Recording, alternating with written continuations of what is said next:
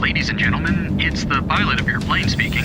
Please fasten your seatbelts and stay calm. Don't worry, everything's fine. We're just falling! Ah! Okay, don't panic. Yes, we're falling, but the landing is gonna be great. And do you know why?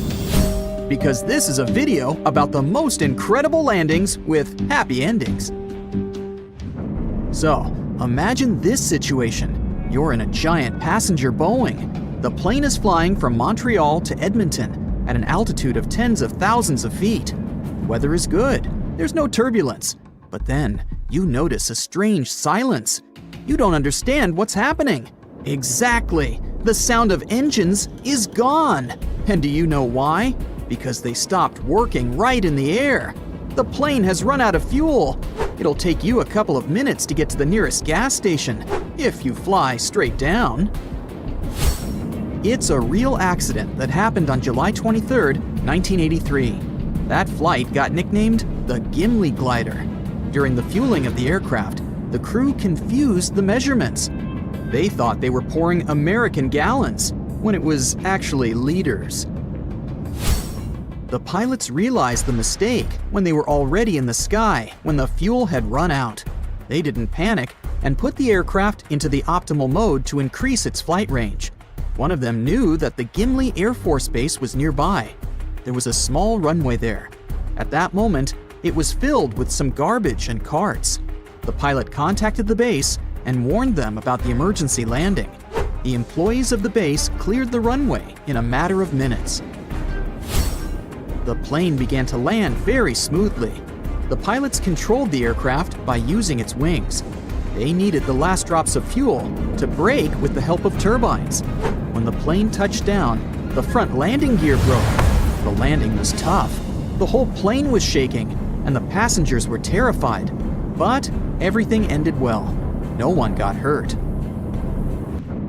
On November 1st, 2011, a Polish Airlines 767 passenger plane was flying from the USA to Warsaw. 30 minutes after taking off, the pilots suddenly realized the landing gear didn't work. They warned the passengers about it. The wheels didn't come out because of some hydraulic error. Pilots remained calm and continued the flight. They almost reached the final destination and made several more attempts to deploy the landing gear. Nothing worked. They realized they would have to make a hard landing. When any airplane lands at this speed without wheels, it releases a lot of sparks, and its body heats up because of friction with the ground.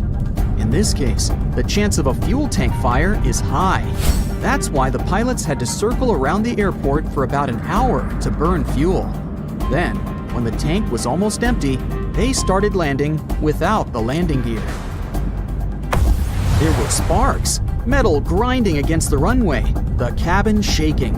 The lower part of the fuselage turned red because of the high temperature. After sliding for a while, the plane stopped. About 231 people on board were rescued, thanks to the pilot's professionalism. Probably one of the most famous emergency landings occurred on the Hudson River on January 15, 2009. Pilot Chesley Sullenberger became a hero that day. The plane he was flying collided with a flock of geese during its departure from New York. The engines were out of order.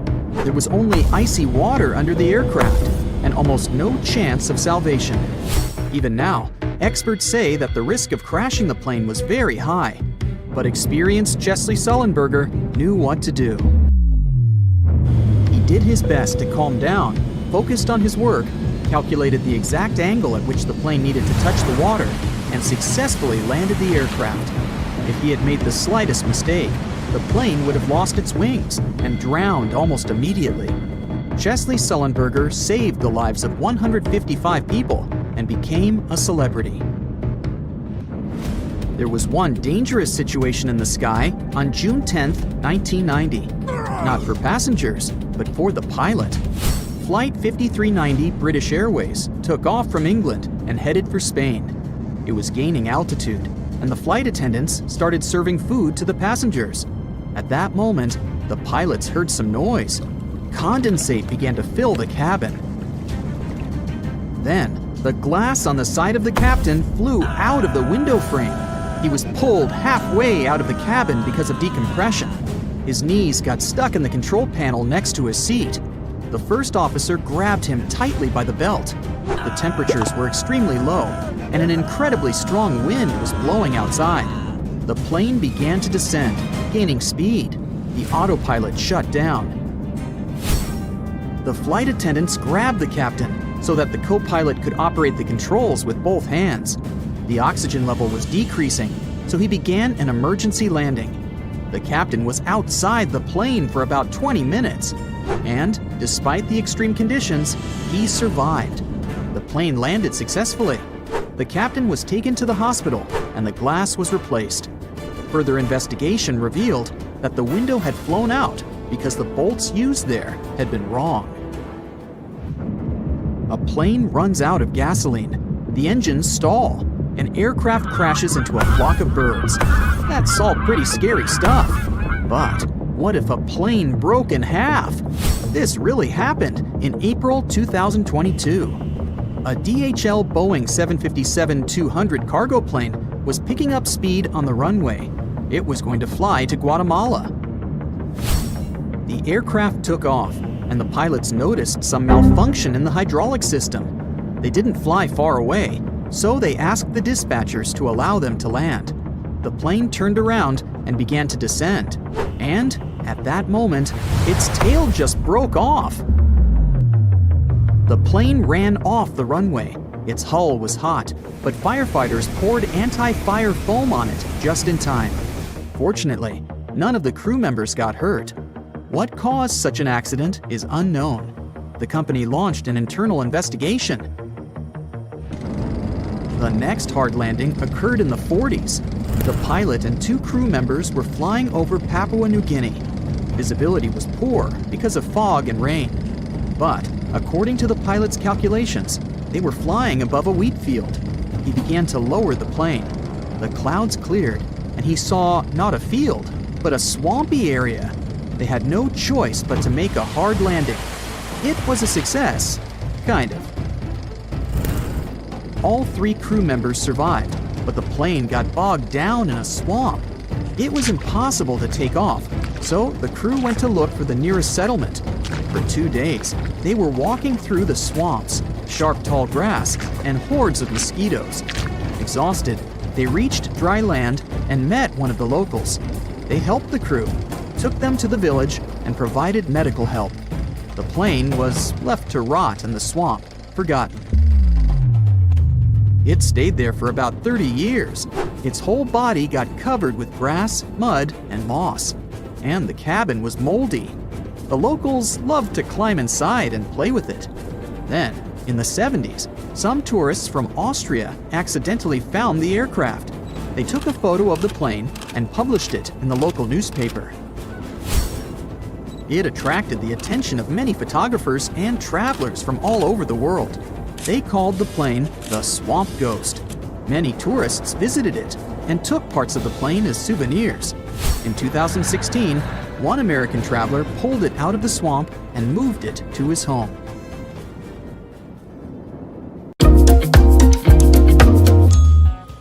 Hey, can we speak plainly? Okay. The fastest commercial flight ever was in February 2019 when an airplane flew at the speed of 801 miles per hour. And that was only thanks to the direction it was heading in, east. And the passengers there also rapidly lost weight. What? The airplane diet? Is that a thing? All in due time, though. Here are some mind-blowing facts about airplanes. First things first. According to different sources, only 5 to 20% of the world's population have ever traveled by airplane. But all of them have done it more than once. If you're afraid of flying, you must have wondered why planes don't have parachutes on board. 2 reasons: money and common sense. First, parachutes are heavy, and adding 300-something of them to the weight of the plane would reduce the allowed number of passengers or their baggage. And secondly, even if you have a parachute, you simply won't be able to open the airplane's door to jump out. The difference in pressure is too much. But there's good news too. Some data suggests that sitting in the back of the plane is safer than anywhere else. If you're in the tail, you're about 40% more likely to survive in a plane crash. So stick to the back. The only reason you might regret it is if one of your neighbors in the row is sick. Not airsick, although that's unfortunate too. I mean, runny nose, coughing, that kind of stuff. Researchers say such a passenger has an 80% chance of infecting everyone around them with whatever they have.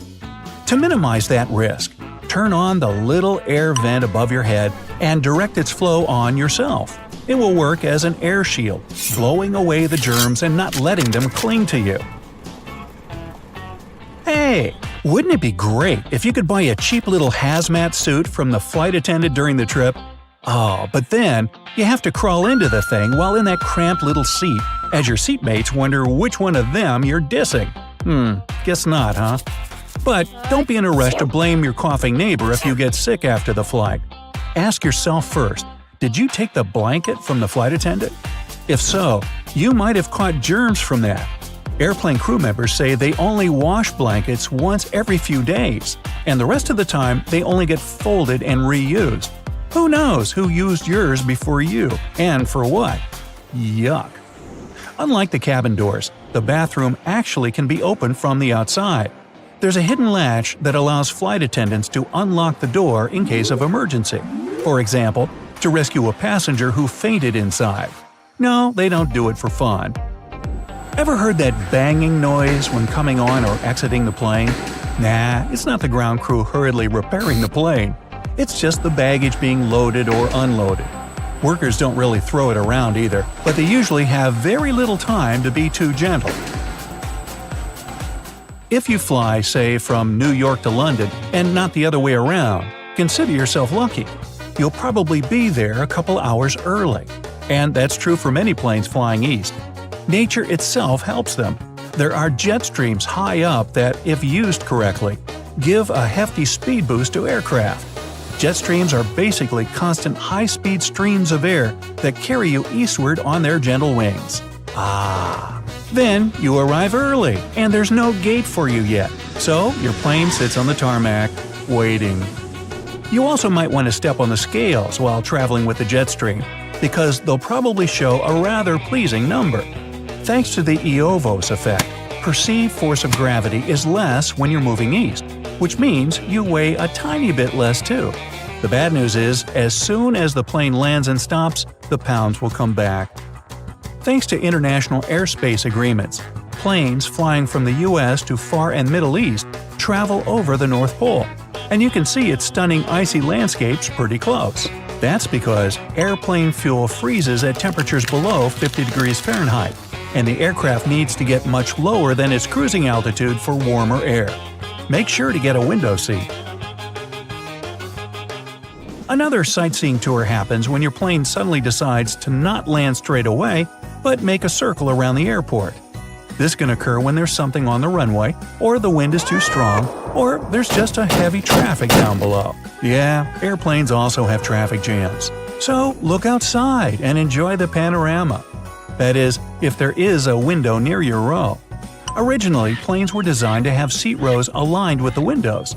But to squeeze more people inside the cabin and make tickets cheaper, most airlines decrease the gap between the rows in the economy class. So your window seat should be more properly called a wall seat. Now, if you want to complain about that, you can come up to the pilot yourself. Just make sure you know the code from the cockpit door. In fact, no one can enter the cockpit without the pilot say so.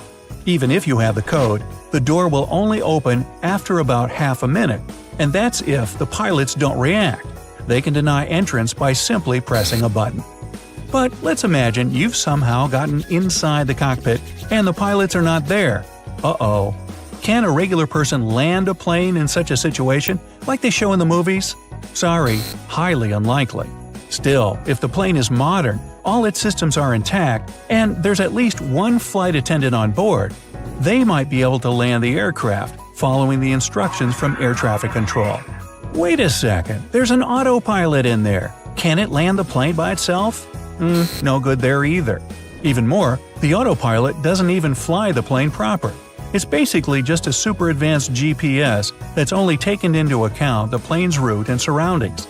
It can keep the machine in the air, but any complex action is a human pilot's responsibility. That's why autopilot can only take control at the cruising altitude, which is usually around 36,000 feet. Planes have to fly so high to reduce air resistance. It causes drag and reduces efficiency of the engines. It shouldn't climb too high though, because it will eventually lose lift and drop down, as they say. Speaking about control, the pilot is actually in charge of everything during the flight. Their level of responsibility is enormous, so they're both law and its enforcers on board. They even have handcuffs to tame unruly passengers, so behave, will ya? So that you understand what kind of responsibility is in the pilot's hands. A Boeing 747 airplane consists of numerous parts, like about 6 million of them. Just imagine navigating this kind of complex machinery with just a couple of buttons and levers. No wonder a pilot has to go through rigorous and lengthy training before being allowed in the cockpit. Even their oxygen masks are different from those in the cabin. While a regular passenger mask only has enough oxygen for 12 to 15 minutes, the one in the cockpit is designed to last much longer. That's because of that same huge responsibility. Pilots have to stay awake and focused to save all those lives on board at all costs. And if you think smaller private planes are safer than big commercial ones, that's a myth. According to statistics, passenger airplanes are more than twice safer than private ones, exactly because of the amount of rules and regulations imposed on them. Pilots follow strict schedules and are trained professionals, while private planes are often flown by amateurs. On the topic of amateurs, some believe that hard landing on water should be safer than on the ground, but that's not true either. Pilots even say that they try to avoid landing on the water. It's called ditching by all means. Because of its structure, water is actually harder than soft ground at the moment of impact, and when the plane falls, it'll probably be filled with water very soon. The crew has to act really quickly to get everyone to safety after such a crash landing. And crash landings are exactly the reason why you have to stow your tray table and get your seat in the upright position. In case of a hard impact, an open tray may injure you, and if your seat is reclined, your head will travel a longer distance to the seat in front of you, increasing the risk of head trauma. It's for your own safety, pal. But at least you'll enjoy the pleasant blue color of that seat. It's made so to calm you down. Psychologists say the color blue helps you relax. If the seats were red, for example, it could have gotten on your nerves and made those who are afraid of flying even more jittery. Whew. And finally, the most important question. What are those mysterious numbers on your boarding pass? Your name, gate, and flight number? Okay, that's clear. There's a 6-letter passenger name reference or record locator that's randomly generated for you personally and gives access to your passenger data to authorities. And then there's a standalone letter depicting your class, A or F for first, Y for economy, and Q for economy discounted flight. Hey, if you learned something new today, then give the video a like and share it with a friend. And here are some other videos I think you'll enjoy. Just click to the left or right, and remember, stay on the bright side of life. Bright side of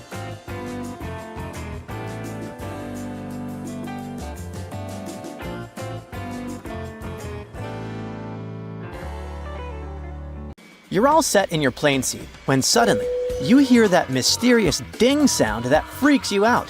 And then comes another ding. Is the plane's engine on fire? Maybe it's a sign to grab a parachute and jump off the plane. The chime does have its secret meaning, and it's different depending on when you hear it. The first single ding you hear is when the plane is being taxied out. Soon after, the pilot announces that flight attendants should prepare for departure and makes the second ding. They're ready to go onto the runway. The third solo ding sounds when the plane passes the 10,000 feet mark. It tells the crew it's safe to get up and begin service. The fourth and final ding you'll hear during the flight means the plane is descending. The pilot turns it on to inform the flight attendants they've passed the 10,000 feet mark. They know they've got only several minutes to clean up and secure the service trolleys for landing. Different airlines might use different amounts of chimes that change their meaning. You can hear a single chime when a passenger calls for service, and when the cabin crew are calling one another. 3 chimes come before an important message from the pilot. The engines on a plane change their sound not because of some terrible malfunction, but to make less noise for people on the ground. After the plane takes off and reaches about 1,500 feet in the air, the pilot makes the engines quieter to save fuel and follow rules that help reduce the noise. When the plane is higher up and far away from places where noise might be a problem, the pilots make the engines louder again. This helps the plane use less fuel and helps the engines last longer. The only engine sound you must be worried about is complete silence. But even when both or all engines fail, a plane can still glide to safety. Air Transat Flight managed to make an emergency landing in the Azores in 2001 after gliding for 75 miles. That buzzing noise you hear as you get on the plane is the sound of the auxiliary power unit at work. This small jet engine helps when the main engines aren't running, like when the plane is on the ground. It powers the lights so you can see, makes the announcements from the flight attendants possible to hear, and helps keep the cabin air fresh and comfortable. It also gives air to start up the engines when it's time to take off. The barking sound you might hear on a plane is likely to be a golden retriever in the hold, but most definitely a special device that helps the plane's hydraulic systems work. Pilots often shut off one engine after landing to save fuel. The hydraulic system thinks the shutdown is a failure of a pump and gets the PTU to work. You can hear it so loudly because it's located in the belly of the plane. When your plane is speeding up on the runway to take off, you might notice a bumpy sound and feel something like thump, thump, thump, thump, thump, thump. That's not a loose wheel or anything breaking. It's actually the nose wheel of the plane rolling over lights that are built into the middle of the runway. The bumps mean the plane is perfectly lined up in the middle of the runway, just as it should be. Once the front of the plane lifts off and the wheels leave the ground, you won't hear those bumps anymore. Something you probably should fear on the plane is getting stuck in the bathroom. A passenger who was traveling with his family from Salt Lake City to New Orleans was waiting in the lavatory for 35 minutes. The door got jammed mid-flight, and 2 flight attendants and another passenger couldn't open it from the outside. 20 minutes later, the pilot joined in. The passenger was trying to kick himself free from the inside as the pilot was pulling as hard as possible from his side. Finally, they succeeded. That airplane mode option you have on your phone isn't there just to annoy you. If you don't activate it while flying, your plane won't crash and it won't mess with the systems on board like they tell you. But if you're on a full plane with over 100 people and just 4 or 5 passengers ignore the warning and try to make a phone call, the pilot won't be happy. Your phone sends out radio waves when you try to make or receive a call. These radio waves can mess up the headsets the pilots are using.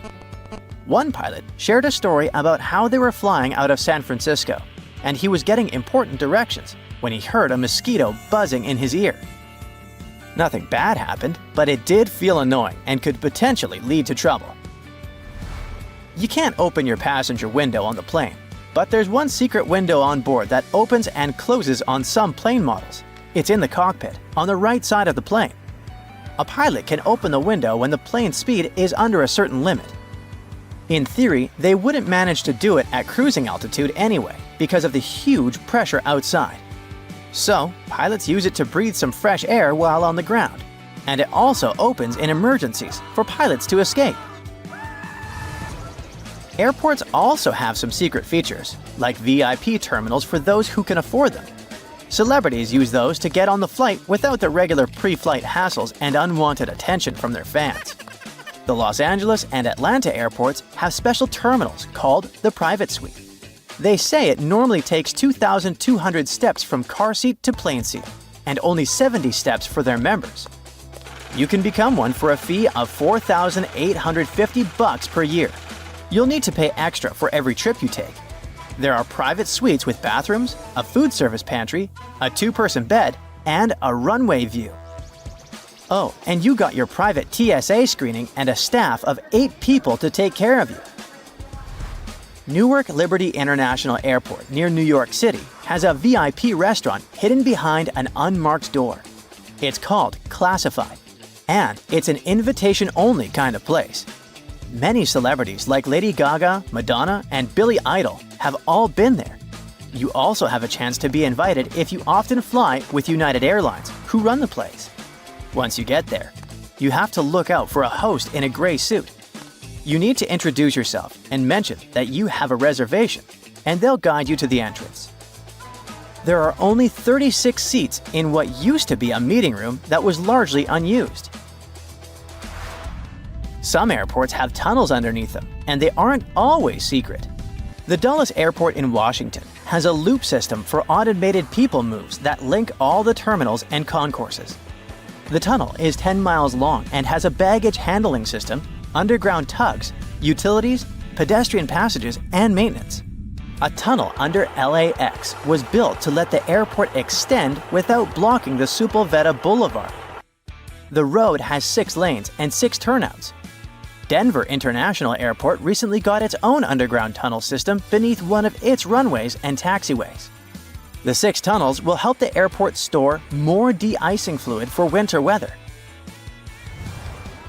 Have you ever wondered what happens to the items you take out of your pockets for security control at the airport and then just forget to take them from the tray? If it's something expensive, like phones or wallets, they'll end up in the TSA Lost and Found department. But all the coins left behind end up in catalogs and then deposited into a special TSA account. They use these funds to improve their security operations, and they provide a detailed report to Congress to show how much cash they've collected this way. In 2023, it was $1 million.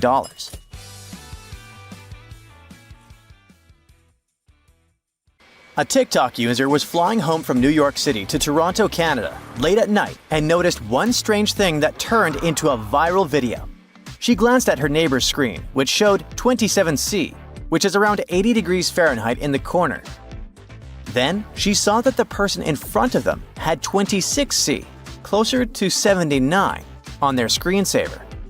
Since the rest of the screensaver was a tropical landscape, she figured out it must be the destination temperature in Celsius. But nope, she was heading to Toronto in late October, far from tropical dreams. So what did that temperature stand for, and why on earth was it different for different seats? It took her a while to realize that the numbers and letters actually stood for passengers' seat locations. Plenty of fellow TikTok users supported the video's author and said that they had to read the comments to figure out what was going on. It's actually not so wrong. The aircraft is usually divided into several zones. Each of them normally has its own air conditioning system controller.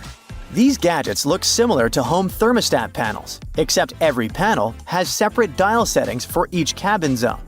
So there can totally be slightly different temperatures depending on where you're sitting on the plane. But crew members mostly set the temperature somewhere between 71 degrees Fahrenheit and 75 degrees Fahrenheit to make you feel at home. This is the temp you're most likely to set on your AC at home, right? And because all people have different body temperatures, the airplane crew mostly aims for the lower end of that spectrum, especially during morning and afternoon flights in the summer. Feeling a bit chilly is definitely better than sweating, as stuffy air makes it harder for passengers to breathe. And those who have motion sickness might feel even worse in a warm temperature while flying through turbulence. Conditioned air from the cabin also goes into the cargo hold in the belly of the plane. It gets a little cooler by the time it reaches there. Plus, the cargo area is less insulated than the cabin, so it's mostly around 44 degrees Fahrenheit in a Boeing 767 cargo hold. The bulk area where pets are traveling can get as warm as 68 degrees Fahrenheit. Depending on the plane's position, it comes from 3 main sources. When a plane is parked at the gate, it often uses air from the ground. This air, called preconditioned air (PCA), comes from a big air conditioning machine on the ground. You might notice a big yellow tube connected to the plane. This is how the ground air gets inside. Sometimes a gas-powered air car can be used instead. Ground air is usually powered by electricity, which is cheaper, cleaner, and quieter than running the plane's engines. But it doesn't always keep the cabin cool enough, especially on hot days or if the tube gets kinked. Cities like Las Vegas and Phoenix, which have very hot weather, have some of the best ground air systems in the US to handle the heat. The second source of air aboard is the APU, or Auxiliary Power Unit. It's like a mini engine in the tail of the plane. It's the second option for cooling or heating the cabin, especially if ground air isn't available. The APU can work even on the hottest days. During quick stops, the APU might stay on the whole time to keep the air inside comfortable. If the plane is preparing to leave the gate, the APU gets switched on just before the ground air is disconnected. The plane's main engines can also provide air for the cabin. This happens when the engines are running, usually after pushback or during the flight. The engines can keep the cabin cool or warm while also managing the plane's pressurization. If the cabin feels too hot or cold, pilots can fix it if they start the engines early. If not, they can use other sources of air. This might not always work, especially when the temperatures are going up and planes get extra hot just sitting on the runway. One flight attendant shares the story of how she felt hot, dizzy, confused, and then blacked out aboard. Another flight in Florida was delayed an hour because it was 93 degrees inside the cabin.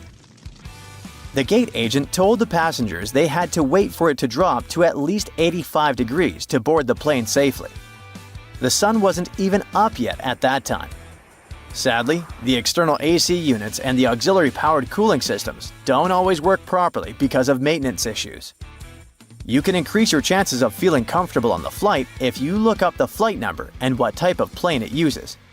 Newer planes will have more advanced onboard technology. Some will even have temperature regulation by now. So you'll only have to fight a couple of neighbors to get to the temperature you prefer. But then there's also the cost control problem. Some airlines make their pilots save money on fuel and maintenance and won't let them use the auxiliary power unit and other engines while the plane is at the gate or on the runway. If they use too much fuel for AC on the ground, they might have to refuel later on. Another big problem with hot weather is how it affects takeoff. Planes are very heavy and gravity pulls them down to the ground. To get into the sky, they need lift, which is the force that opposes the weight of the airplane and holds it in the air. When the air gets hotter, it expands, which means there are fewer air molecules to push the plane upward. For every rise of 5.4 degrees Fahrenheit, an airplane loses about 1% of its lift. So, in really hot weather, it can be much harder for planes to take off, and if it gets too hot, it might even be impossible. The problem is especially tricky at airports in high places, where the air is already thinner, and at airports with short runways, which give planes less time to speed up. For example, at 68 degrees Fahrenheit, a plane might need a runway that's 6,500 feet long to take off. But if it's 104 degrees Fahrenheit, the same plane would need 8,200 feet of runway. In 2018, because of a heat wave in London, they had to remove passengers from 14 flights. It happened at London City Airport, which has shorter runways than other airports in the area. So they have to take off at a steeper angle. It would have been impossible if the plane had been loaded to the max, and they would have had to use a lot of extra fuel to make it fly. On one flight, they had to ask 20 passengers to stay behind. Since no one volunteered not to fly to Ibiza, they had to choose them at random. This made the plane lighter and let it take off safely. Scientists have also noticed that headwinds that help the plane take off have slowed down by about 2.3 knots every decade. It reduced the maximum takeoff weight for planes.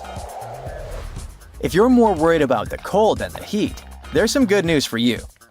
Since planes fly at almost 40,000 feet above the ground, they can perfectly survive freezing temps of around -70 degrees Fahrenheit. They keep the fuel warm on the ground, and once the plane is flying, the engine heats it up, so it works perfectly even in the icy skies.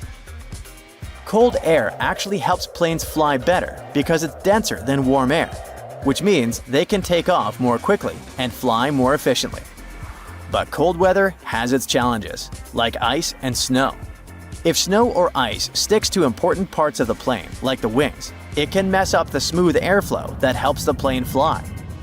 To fix this, ground staff sprays the wings with heated antifreeze liquid to melt the snow and ice. When the plane is flying, the wings stay ice-free because the engine's hot air warms them up and the plane's speed prevents snow from sticking.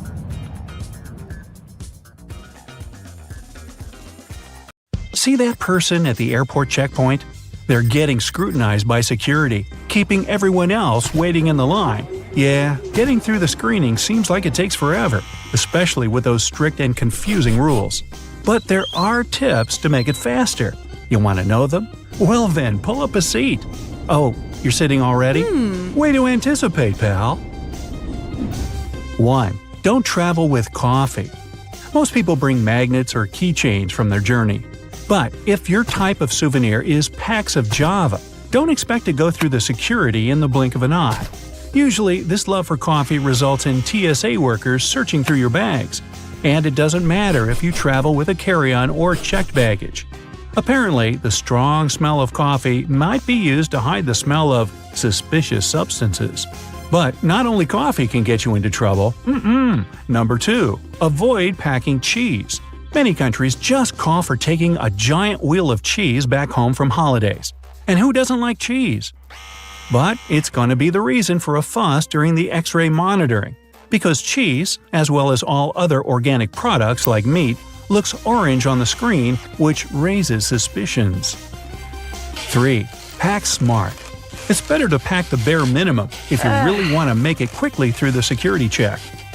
If that's not an option for you, then don't put things on the bottom of your carry-on if you know you'll have to take them out for separate screening. Such things usually include electronics and the bag with liquids.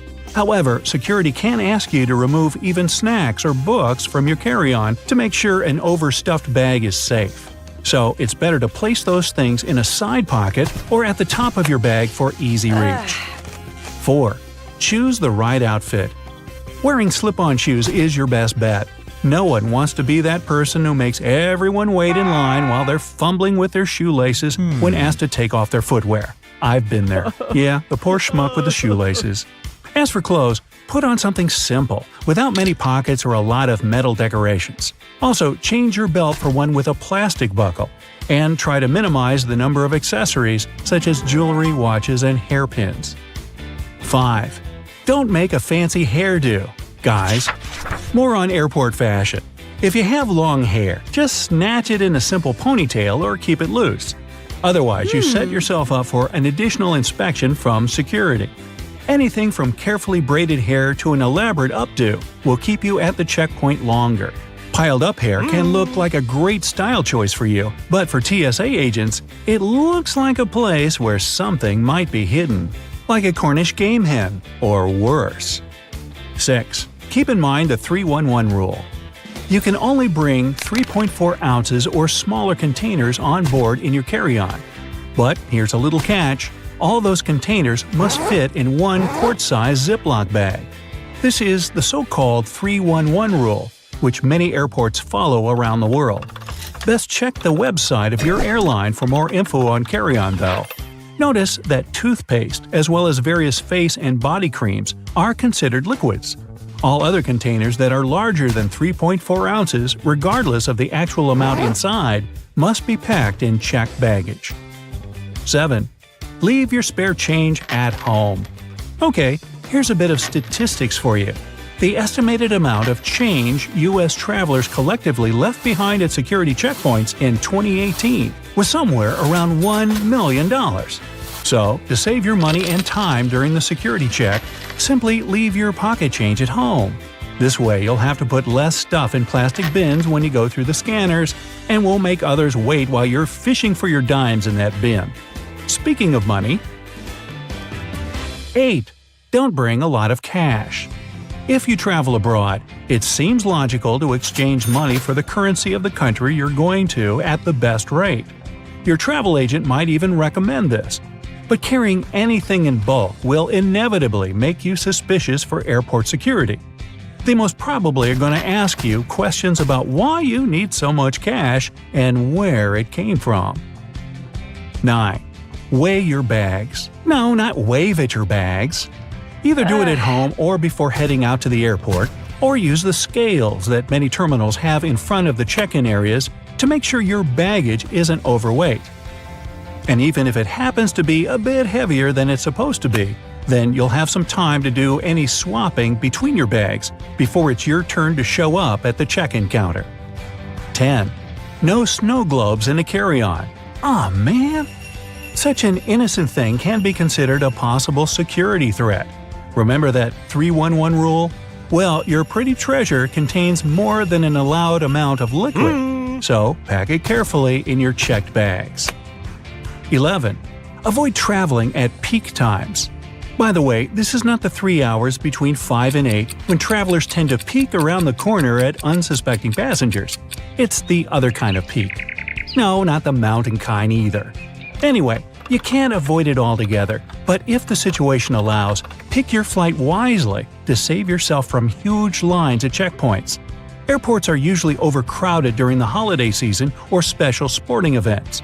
Also, try to avoid booking your flight on Fridays from 4 to 8 p.m., since this is the time when some travelers are returning home from business trips and others are flying out of town for leisure. 12. Look for far-away checkpoints. People tend to choose the closest security line to them. If that line turns out to be super crowded, just look around after ID and ticket check. You may see another checkpoint with much fewer people.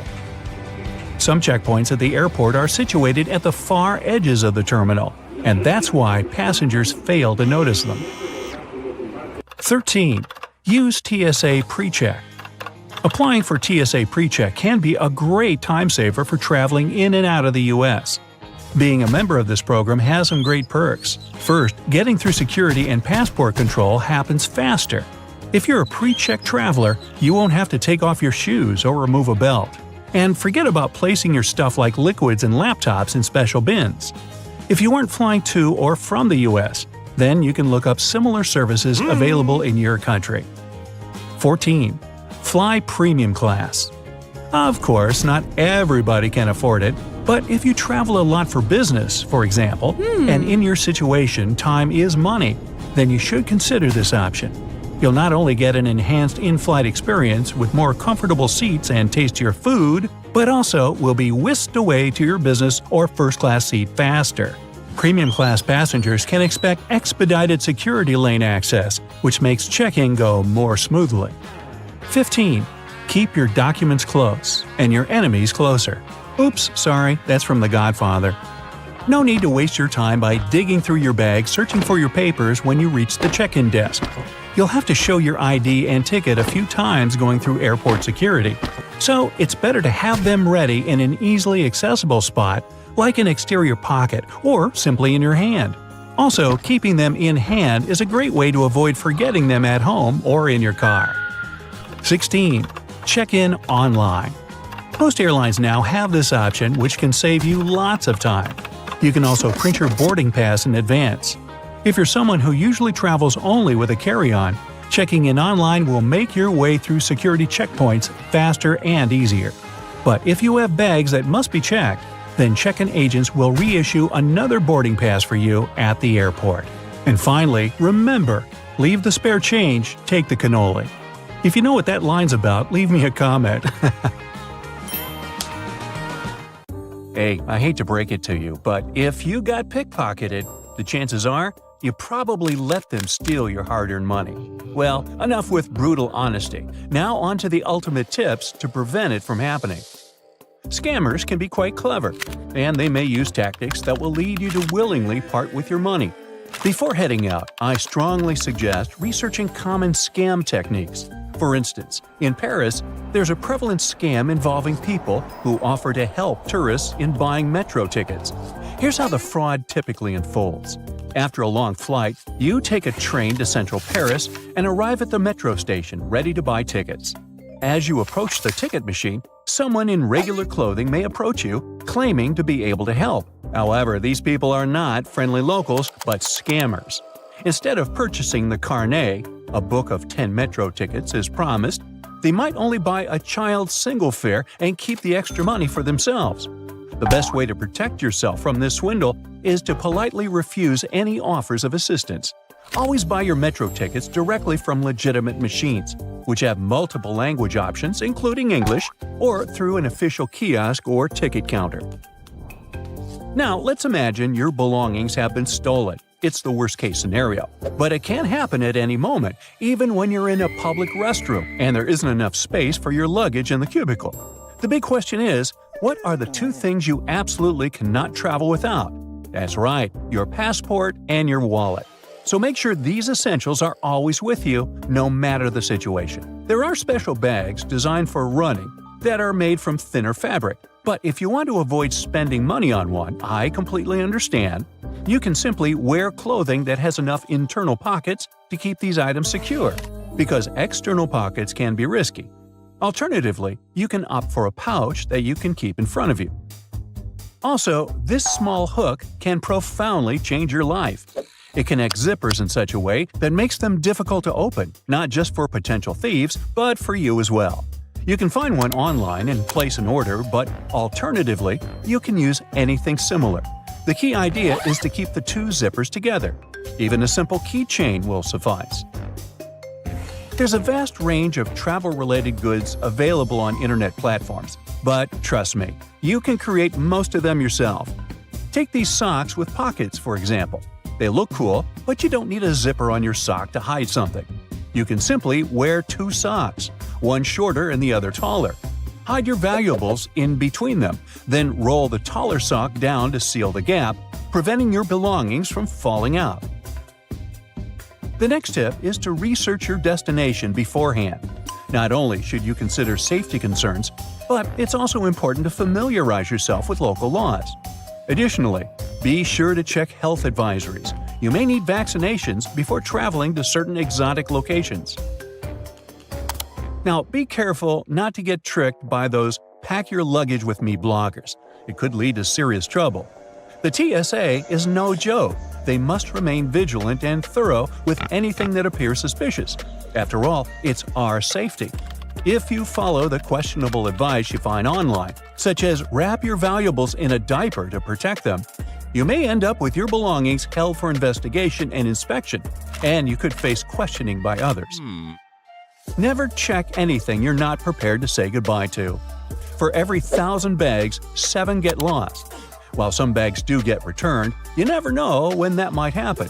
I once had my bag lost returning from a European trip, and it wasn't found until a month later.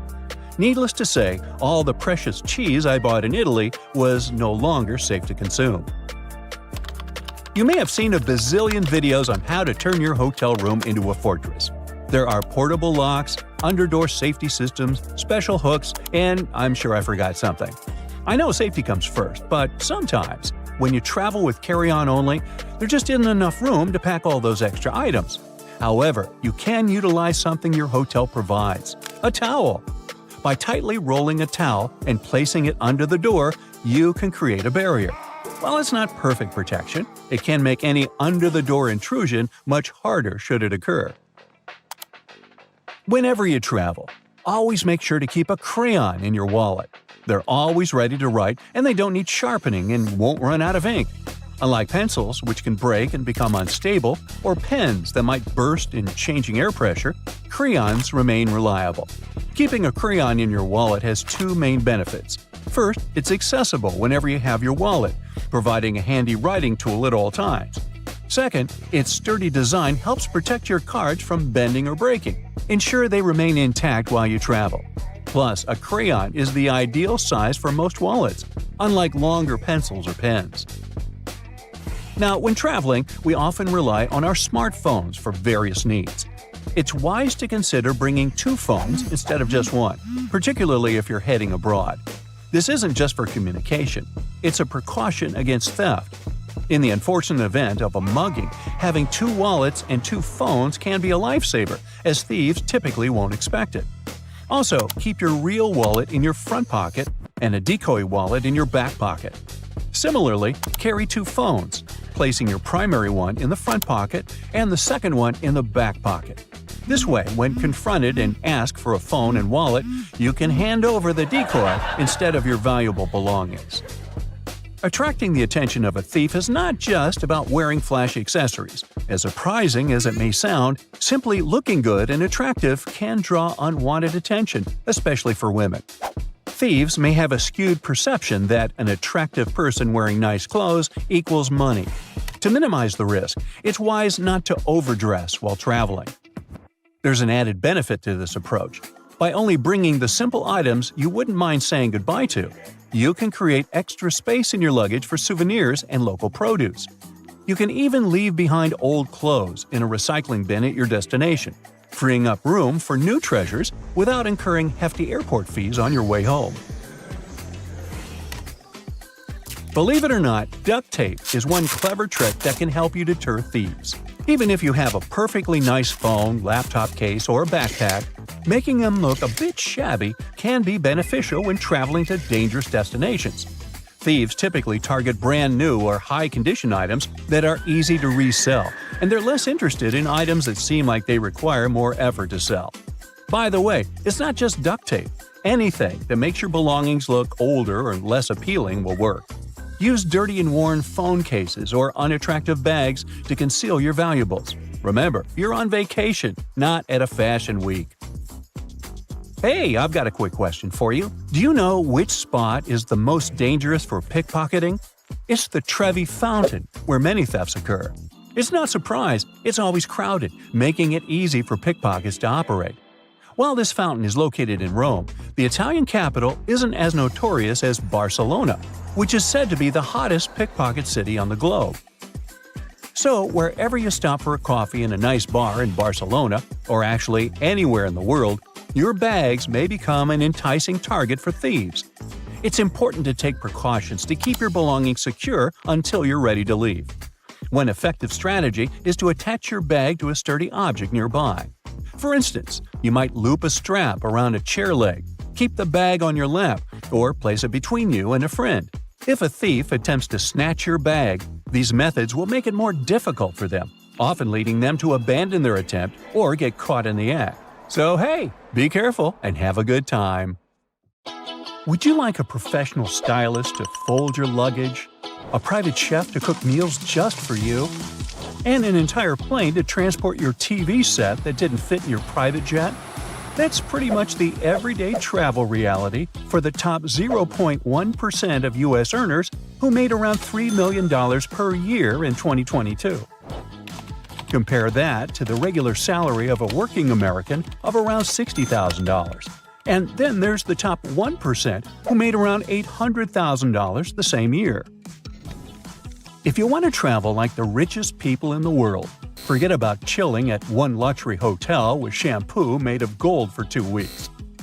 The latest trend in upscale traveling is surf and turf.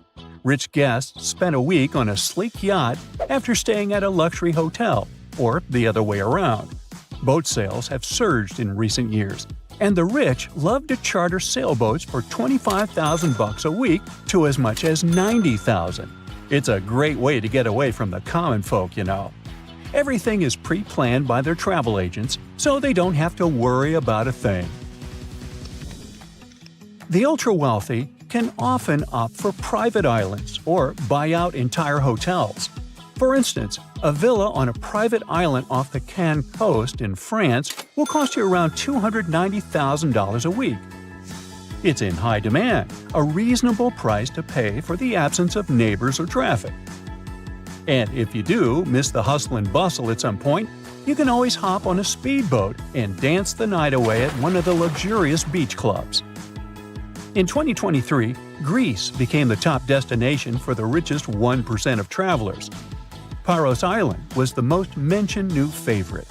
Italian Sicily lost its charm to them because it's overvisited by the White Lotus fans. And it's not just about the Four Seasons-operated San Domenico Palace, where the show is based, but the entire island. For winter fun, there's always Aspen and ski towns in the European wonderland, like Switzerland and France. They have exclusive hotels, Michelin-starred restaurants, high-end shops, and chalets that look richer and more luxurious than an average family house. If there's no natural snow, the artificial snow system solves the problem. Some of the best hotels have direct access to lifts that take guests to the main skiing slopes. For those who aren't fans of the European resorts, there are always the Seychelles, where you can rent a villa for about $11,000 per night at a private island resort. George and Amal Clooney like to come here. Those who don't find it cool or exclusive enough go to Antarctica by private jet from Cape Town. The trip that lasts less than 24 hours costs $195,000. Richard Branson prefers to take his vacations to a private Necker Island, is part of the British Virgin Islands, and has some beautiful wildlife around it to explore. Guests rent the whole place for $80,000 per night. There's enough room for 34 people, but not all billionaires like to share, you know. People who are among the world's richest like to be at events where they can meet like-fortuned ones. Events like the World Economic Forum in Davos, where a standard steak will cost you $150 and a drink will be $40.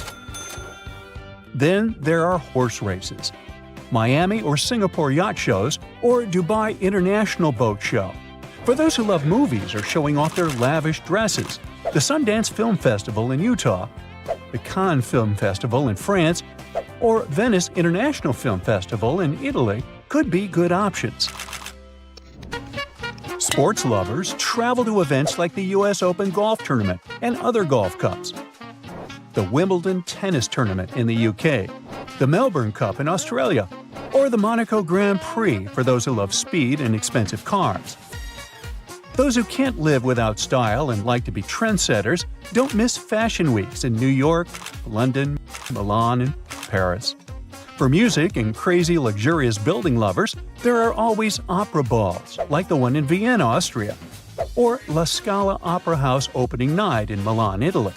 And then, of course, there are special events like birthdays. When she was turning 22, billionaire Kylie Jenner rented a super yacht for over $1 million per week. An average person would have to save up for years to rent this vessel, even for one day. Okie dokie, so they need to find a way to get to their deluxe point B, right? Well, more and more people opt for private jets. You can fly at any time, even during restrictions on commercial air travel, to any place. And you won't have to choose between chicken or pasta when the flight attendant finally reaches your seat, 35D. There are around 22,000 business aircraft worldwide, and the number is only going up. Most of these jets are in the US, and Brazil takes the second place. Germany is the leader in Europe and only ranks 5th on the global list. Now, if for some reason they aren't traveling to their destination by a private jet and decide to share first class with other passengers, they'll at least need to ship their luggage instead of taking it on the plane with them. The luggage of the wealthy gets picked up from their door and awaits them at the luxurious suite or yacht on the other side of the journey. And if they want it to be done within one day, they need to pay hundreds of dollars for one bag. By the way, you don't expect them to pack their bags all by themselves, do you? It's much easier to hire someone for thousands of dollars to go through all that trouble. A professional stylist picks all the clothes that will look picture perfect and then rolls the items, puts them in bags, and makes lists of what's inside and what goes with what. The clothes aren't included in the stylist's compensation, of course, so they add another 1,000 or 10 to the vacation grand total. Although the ultra-rich travelers can afford to rent any car while traveling, not all of them like to sit in a vehicle that belongs to someone else. That's why they choose to ship their own luxurious cars to their destination.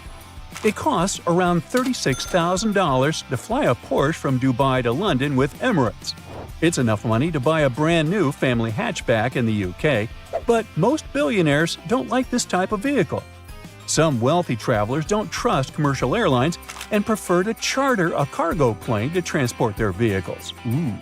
Sometimes they take a whole bunch of cars, motorbikes, and other expensive toys. Covered trucks in the country of destination transport all this beauty to the client's address or a garage of their choice. Owners don't like stranger delivery drivers to add miles to their shiny vehicles. This whole delivery service costs several millions. Some cars have only sentimental value for their own and are worth way less than their deluxe delivery. One really well-off man even hired a cargo plane for his Samsung TV that couldn't fit through the door of his jet. Oh, rich people's problems. They can afford to eat at any restaurant in the world, but it would be too mainstream, so they prefer to bring their private chefs on vacation. These professional cooks know their clients' diets and health goals. For luxury travelers, consistency and routine are too important to trade them for public restaurants. For chefs, it's often a chance to travel for free and get a good salary at the same time. Sometimes the clients will even fly the family of the chef with them if traveling happens over the holidays. This job has high demands and can be really stressful with varied working hours. Sometimes they have to spontaneously cook dinners for 16 people or find rare ingredients at locations with basic grocery stores. And of course, everything they overhear during meals must remain a top secret. Picture this. You're planning your dream holiday, but instead of going to a tropical beach or a bustling city, you're thinking about going to space. Imagine yourself floating, weightless, looking down at Earth from a whole new perspective. The beauty and wonder of our planet become even more evident when you're viewing it from a distance. And now, this dream can come true. Yes, you heard that right. Space tourism. Space tourism is something that has fascinated people for generations. This idea has been around for almost 20 years. We've seen it in movies and read about it in stories. But now, thanks to advancements in technology, it's finally becoming a reality. The first space tourist was a businessman named Dennis Tito. He visited the International Space Station in 2001. Sounds incredible, but here's the catch.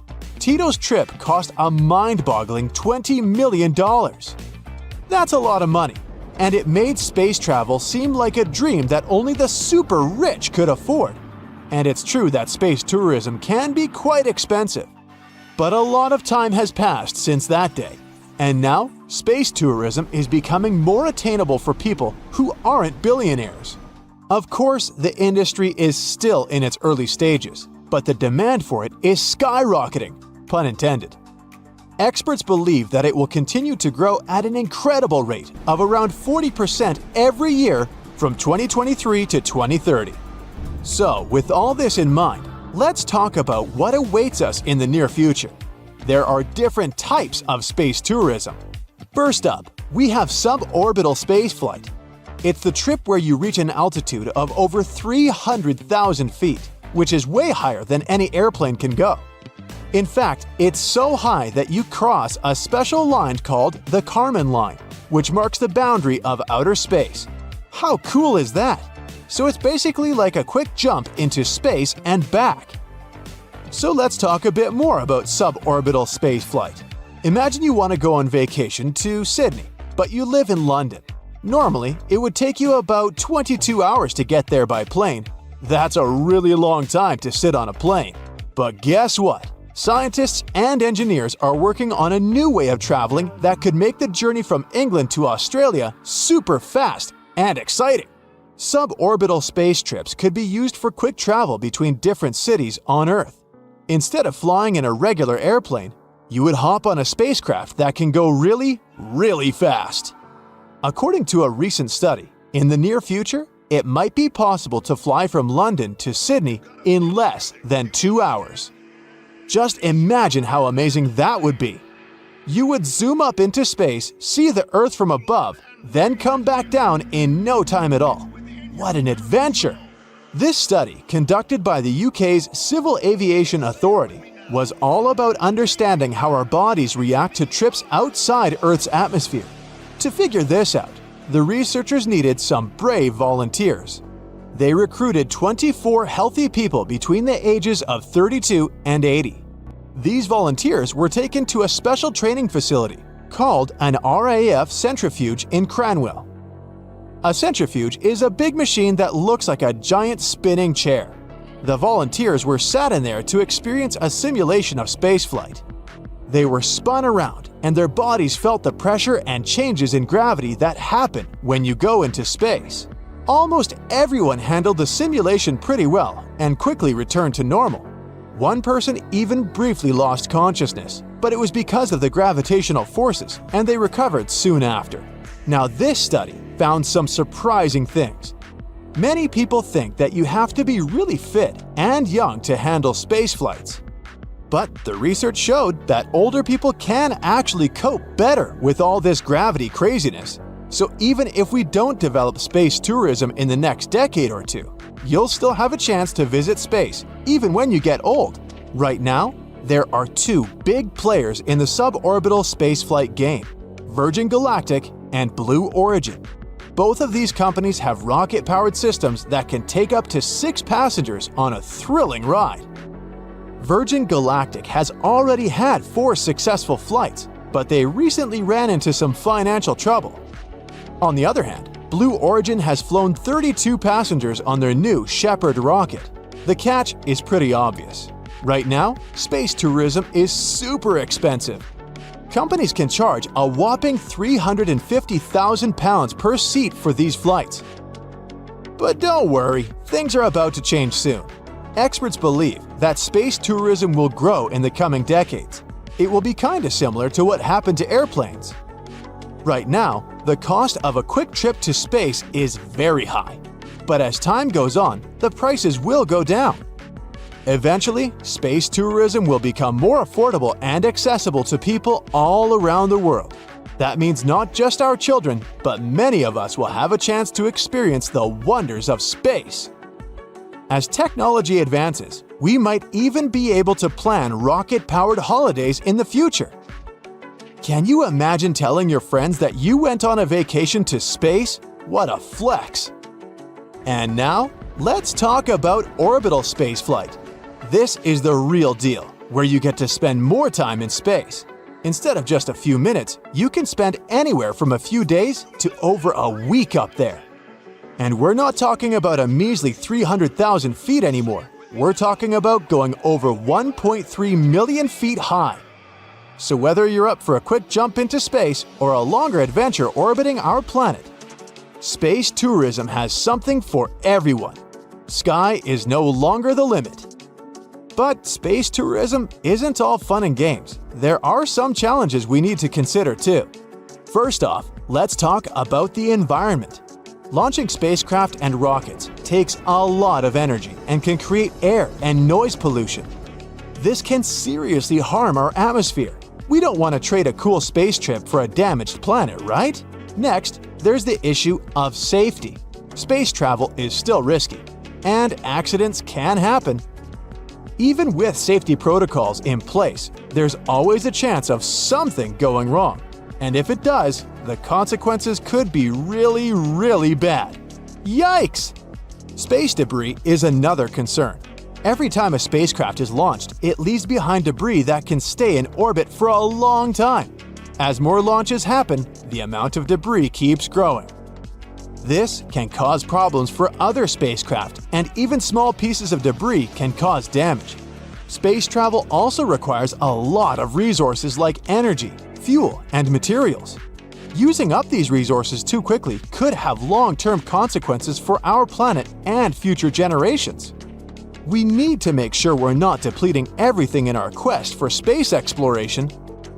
Oh, and let's not forget about all the legal stuff.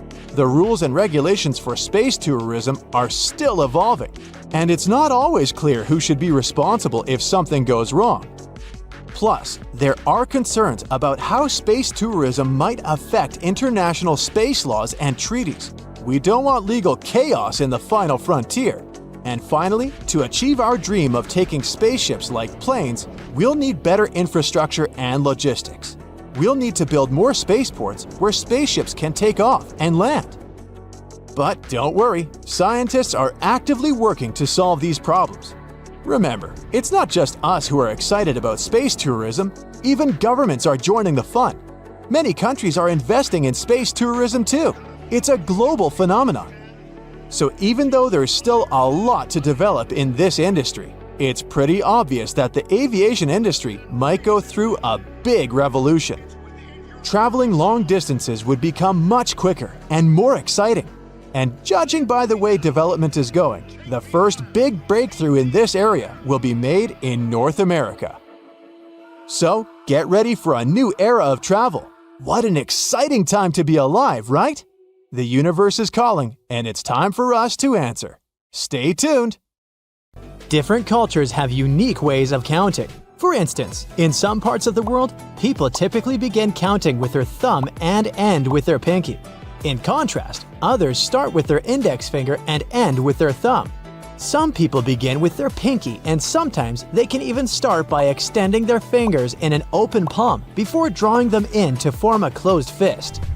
Alright, now let's take a little test counting from 1 to 5. You're gonna show me the numbers with your fingers, and I'll tell you what culture your gestures belong to. Let's go! Show me 1.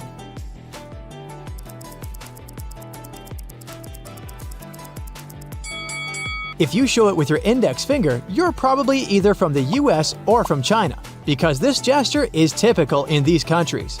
If you show 1 with your thumb, hey, what part of Europe are you from? In many European countries such as Germany, Spain, France, Italy, and the UK, people use their thumbs to show 1. Hey, and what about number 2?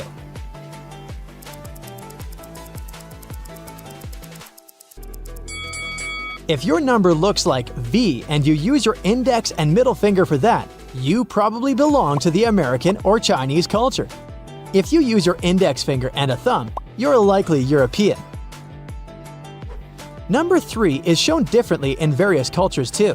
While people in China and the US use ring, middle, and index fingers to do that, people in Europe use their thumbs, index, and middle fingers. For number 4, there are not so many options. People in different parts of the world use all fingers except for the thumb to show the number 4. Same with number 5, we just show all the fingers we have. But there's a unique place in the world where everything's a bit upside down. Nope, I'm not talking about Australia. When it comes to hand gestures, it's Japan that leaves us mind-boggled. You see, while most people usually show their fingers to manifest a certain number, the Japanese do the opposite thing. The number they manifest is the number of fingers they bend. Look at this gesture. The only finger bent here is the thumb, and it might be like 4 to you. For the Japanese, it's 1. And here you can see that a thumb and an index finger are bent, which means it's 2. Then you add a middle finger bent to show 3, a bent ring finger to show 4, and to show 5, all you need to do is to show your fist. Crazy! But it's not over. In India, people use the lines between finger segments to count, with each digit representing 4 numbers and the whole hand representing 20. In some Bantu-speaking regions of Eastern Africa, such as Tanzania, people use both hands symmetrically to count as much as possible. For example, they use the index, middle, and ring fingers of both hands to represent 6. Additionally, the Northern Pame people of Mexico count on their knuckles, while the now extinct Yuki language in California use the spaces between the fingers for counting. Knowing how to count in different cultures is cool, but remember that at any time you visit a new country, you must be super cautious about your gestures. Something that may seem sweet and innocent in your culture may be terribly insulting in another culture. Like, is there anything bad about thumbs up? Turns out, it might mean a pretty nasty thing in Iran. Yeah, if you show thumbs up as a sign of appreciation there, you risk being misunderstood. However, most people will surely understand that you're just a tourist trying to be nice, so they won't hold a grudge against you. Pointing something with your index finger isn't really a sign of good manners, but in Malaysia, it's especially rude. So if you want to show something with your finger there, use your thumb, preferably the right thumb to play it safe. Be super careful when you want to ask someone to come up to you in Asia, especially in the Philippines. An innocent gesture like "come here" can be misinterpreted in Asia and even lead to an arrest if used to beckon someone in the Philippines. So you'd better use these gestures there for dogs only. Even looking at your watch may be easily misinterpreted depending on the country which you do that in. While it's okay to do that in Europe or the US, however, some people might still get offended. It's a big no in the Middle East. A conversation there must have its natural course, and you can't just abruptly end it in the middle if you're running out of time. Another innocent gesture that has the dark side is the OK sign. In English-speaking countries, people interpret it positively, but if you do that in Latin America or France, it will be extremely rude. People in New Zealand use this sign to indicate that someone is lazy, and in Australia, the OK sign means 0. Well, I'm not surprised. Even basic communication, like nodding for yes and shaking your head for no, can be reversed in certain regions, in countries like Albania and Bulgaria. Gestures can mean separate things, notions, and reactions, but they make an important part of languages too. I'm speaking Italian. Sure thing, there are more than enough words in this beautiful language to express whatever you want, but you can spice it up with some gestures. I mean, there are even emojis of Italian origin, like this one. By the way, do you know what it means? Seems like it gets misinterpreted on social media. Well, the pinched fingers mean, what do you want? Some extra meaning got added later, and today, people use it on social media to discuss anything Italian, or they can show that they're impressed by something by using this emoji too. In Italian, if you bring together the index finger of both hands and then tap them together, it means that you're talking about two people, or even two things that get along. This one's pretty convenient, huh? Instead of saying you two are getting along, you can simply tap your fingers together. Also, the Italian gesture can help you substitute not only your emotions, but even nouns. Look here, this sign means money. Yeah, you can learn the Italian word soldi, which is money, but you can rub your thumb and index finger and middle finger together and get the very same meaning. So, as you can see, gesturing can be pretty cool and help season your basic conversation. However, actions speak louder than words. Do you see what I'm driving at? Well, that gesture seasoning actually is something more important than what you say.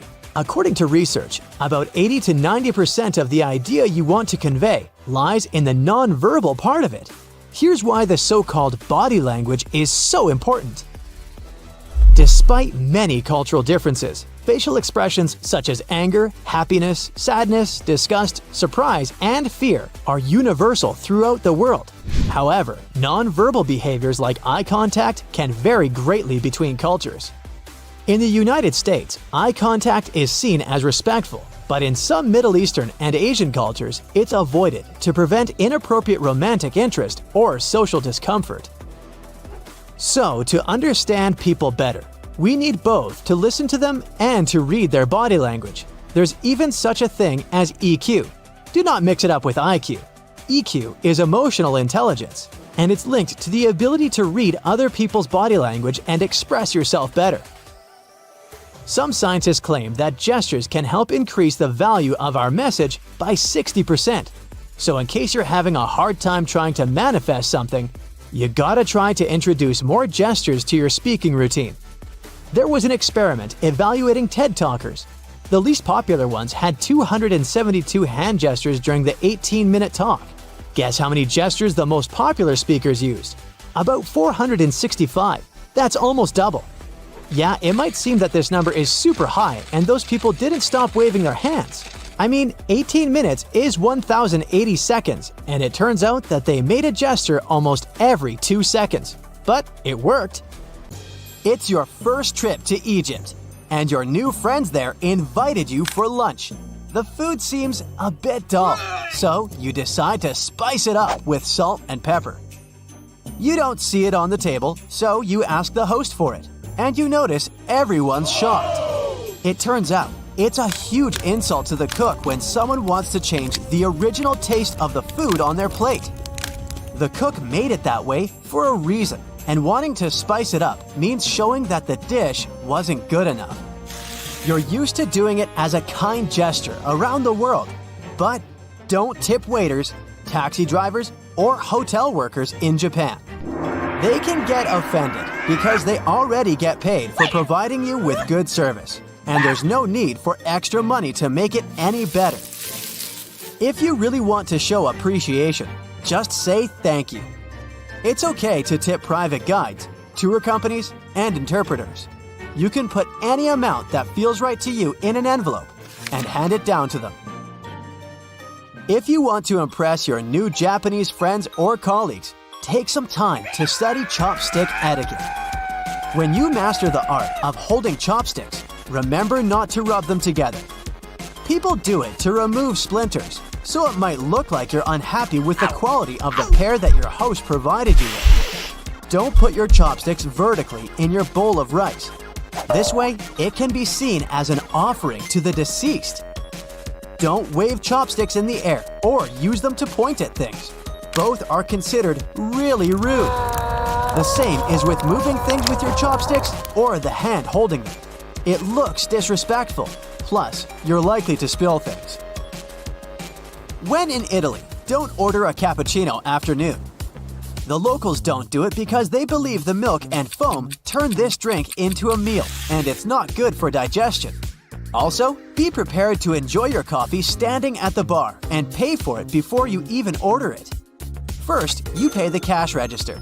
Then, show the receipt to the server to get your drink. Are you a big fan of chewing gum? Well, you'll have an uneasy time in Singapore. Using, selling, and importing chewing gum is banned there, and you'd have to pay up to several thousands of dollars for doing it. This law was introduced in the 1990s to make the city cleaner and keep the local fast trains up to schedule. When they launched a new transit system, passengers stuck gum onto train door sensors, causing some serious delays. With the new rules, this problem was solved. The no gum policy, along with many other strict rules, did help to make Singapore a really clean and fine city. Pun intended. If you absolutely can't imagine your life without chewing, the local authorities recommend replacing the gum with bananas. When someone asks you to pass them something, like salt at the table in Bolivia, don't give it directly to them. Hand it to the person sitting next to them, and they'll pass it for you. If the person next to you is asking for that little favor, you still can't hand it straight to them. The person next to you will have to help. This table etiquette comes from a superstition that handing something to someone directly into their hands brings bad luck. For the same reasons, you can't reach across the table or stand up to pass something or toss it to someone. And don't forget to keep both hands on the table when you aren't eating. It might look like you're trying to hide something if your hands aren't visible at all times. When you arrive for a meal in Jordan, the hosts may give you some bitter Arabic coffee as a warm welcome. Don't try to stretch it for the rest of the evening. The polite thing to do is empty it fast. Only when everyone's done with the drink do people go back to socializing. As you pass the empty cup to the hosts, make sure to jiggle your wrists. If you just pass it without jiggling, it will mean you're asking for a refill.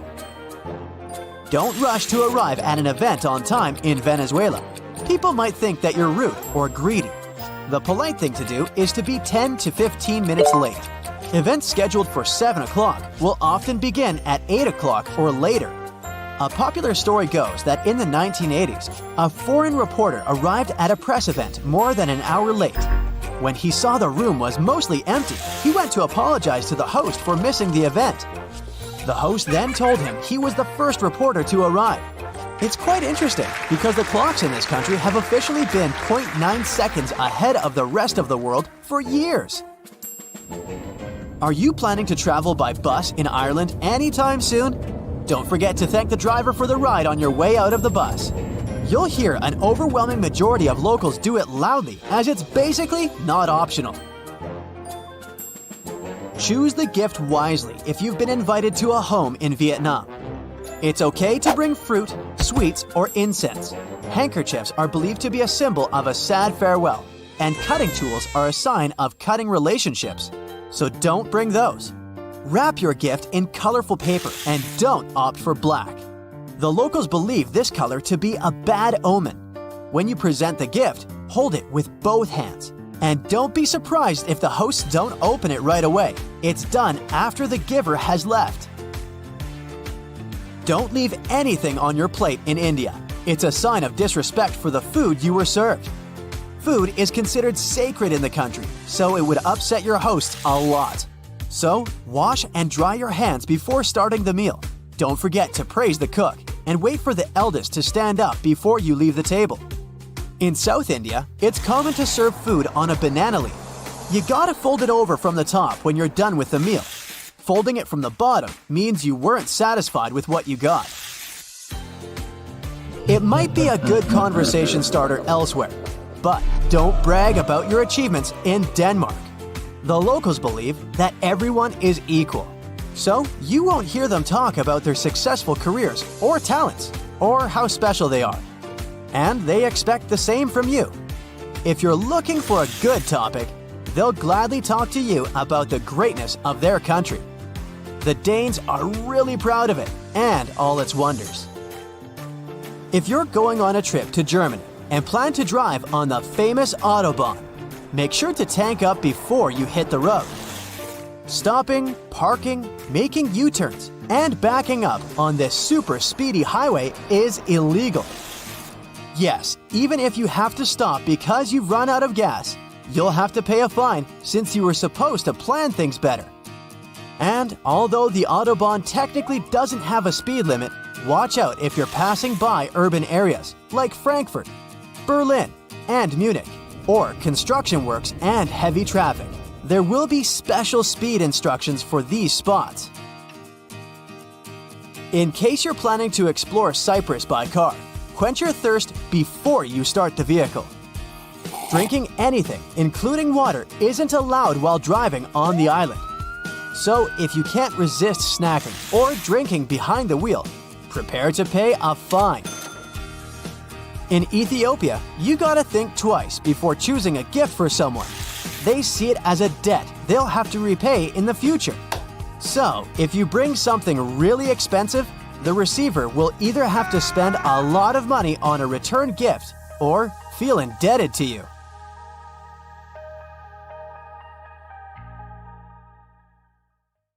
Now, flying has long become routine for many people. But even frequent flyers sometimes don't know about things you should never do on a plane. Ooh. No bare feet on a plane. It's one of the biggest no-nos of air travel. Even if we omit the topic of unpleasant odors. Ew. The airplane floor is extremely filthy. People with contagious foot problems might have been walking the aisles barefoot before you. There's likely to be a lot of dirt left after previous passengers. And don't even get me started on the floor in the lavatories. Ew. If your feet need some freedom, take off your shoes, but at least wear your socks, or bring along a pair of light slippers. Keep in mind that the pressurized air in the passenger cabin is just as dry as it is in the Sahara Desert, with only about 20% humidity. That's why your skin may feel discomfort after a flight. But wouldn't it make more sense to install several humidifiers that could add some moisture? But this extra load would cost airlines lots of money. Plus, the plane's airframe is mostly made of aluminum and other metals, and humid air could lead to corrosion. So, don't forget to bring a moisturizer and use it during the flight. Always secure your tray table as soon as the plane starts moving on the tarmac, and never lower it during the takeoff and landing. It's a security measure, which ensures that you and the other passengers will have a clear pathway in case of an emergency evacuation. Also, keep your seat in an upright position during takeoff and landing. First of all, a reclined seat can seriously slow down an emergency evacuation, since it will block a person sitting behind. What's more, the more backward you're leaning, the harder it is to get into the brace position during an emergency landing. Now try to avoid snoozing during or right after takeoff and landing. For one thing, it's not the best thing for your health. The main problem is that the air pressure inside the cabin changes very quickly during these phases of the flight. This, in turn, affects the air pressure in your ears. It's important to be alert during this time to relax and open up your ears, for example by yawning or swallowing frequency. Chewing gum works for me. If you're sleeping, you can't do this, which can lead to permanent damage. And of course, there's a safety issue. Most accidents happen during takeoff and landing. If you're sleeping during these stages, you might not be alert and conscious enough if an emergency happens. Now, this next recommendation comes from the EPA, the Environmental Protection Agency. According to them, you might want to skip on hot drinks on a plane. The water used to make tea or coffee doesn't come from bottles, it's regular tap water. And water tanks on airplanes are often old and full of bacteria. In 2004, there was a study which found that more than 12% of water samples contained harmful bacteria. But if you still decide to have a cup of hot beverage on a plane, never pour coffee or tea on your own. Flight attendants are trained to handle this task in crowded aisles of a moving airplane and won't accidentally burn you or other passengers. Now, it's probably better if you don't order Coke on a plane. The cabin pressure, so low up in the air, causes a lot of foam. For apparent reasons, flight attendants don't want to serve you a cup filled with froth. That's why they'll fill only half the cup, then wait for the bubbles to settle, and then finish pouring. That can take ages. Keep your air vent open. This way you'll minimize the spread of germs. Planes have high-quality air filters. They'll catch up to 99% of all airborne germs, so you should be safe there. But make sure to wipe that tray table. With 8 times more bacteria than the toilet flush button, it's the dirtiest place on board. Another thing you should avoid is leaning your head on the window if you have a window seat. You never know who occupied your seat before you, and, in any case, the glass is likely to be covered with germs. Say no to backless sandals and high heels on a flight. I do. There are very serious safety reasons for such a request. The first is that both these types of footwear make it very difficult to evacuate the aircraft fast. If you wear high heels, you will anyway have to leave them behind in case the crew is using emergency slides during an evacuation. The heels are very likely to damage the slide, so off they go. Now ask yourself, do you really fancy running away from the airplane barefoot? I'll answer that for you. Nope. Instead, wear sturdy shoes with a solid sole. In this case, you won't find yourself standing on the hot tarmac or in the weeds without any footwear at all. Don't stuff heavy objects into overhead compartments. Your things may not stay inside during severe turbulence, and while falling out, they will injure you and other passengers. Ow! That's why, if it feels difficult to lift something into the overhead compartment, better put it under the seat in front of you or elsewhere. Now, don't blame the pilots for the hard landing. When you experience it in bad weather, it might be intentional. If the runway is covered with water or snow, the plane has to touch down hard in order to break the water layer and prevent aquaplaning. Otherwise, the water can perform the role of a lubricant, and the plane won't be able to brake or respond to any control. Deploying an emergency slide when there's no emergency is a very bad idea. It can cause hour-long delays and cost airlines thousands of dollars to pack the undamaged slide back into its container. Why would someone do it? Apparently, some think it'll help them get off the plane faster. Well, they're an idiot. Don't be one yourself. Just keep in mind that it doesn't work this way. Don't ignore the instructions of the cabin crew to open window shades during takeoff and landing. This way, flight attendants can see what's happening outside, assess the situation, and act fast, organizing the evacuation. For example, if there's a fire outside one exit, they will redirect passengers toward another door. Avoid carrying spray deodorants or shaving cream in your carry-on baggage. Both these things tend to explode mid-flight and therefore aren't allowed on board the airplane. A much better idea is to choose stick deodorants. You also mustn't keep power banks in your checked luggage, and if you want to bring one on board, its capacity shouldn't be more than 20,000 milliamps. Besides, you shouldn't use them during the flight since they might catch fire. In general, lithium batteries are safe to use, but since they're high energy, they can catch fire if they're not treated with care, misused, or if there's a manufacturing fault. Such batteries have been the cause of quite a few fires on board airplanes, as well as during ground handling. Do not worry about airport scanners, they won't harm your health. Otherwise, airport employees wouldn't be able to stay near them without special clothing. Even when you're passing by a baggage scanner, the risk is minimal. And the last one, don't act like a jerk on board. Behave yourself. I know you will. Also, never try to land a plane on your own. Nah, don't laugh, I'm not kidding. In movies, they often show us that something happens to the pilots and they can't land the plane. And that's when the main character, a very skillful person, starts their game. Unfortunately, it's close to impossible to do it in real life. Even if a person is a genius, is fond of computer simulators that match the real model of an aircraft 100%, and is ready to follow all the instructions from the ground, they're likely to fail due to one simple aspect: stress. It is true that there have been cases throughout history when amateurs landed smallish private planes after the incapacitation of a pilot. However, there has never been a case of a non-professional pilot landing a commercial passenger airplane. It's only in the movies. You check into your hotel room, connect to Wi-Fi, jump on the bed, and post 15 photos of your new window view. When the initial surge of excitement is gone, you notice a suspicious blinking light on your big TV.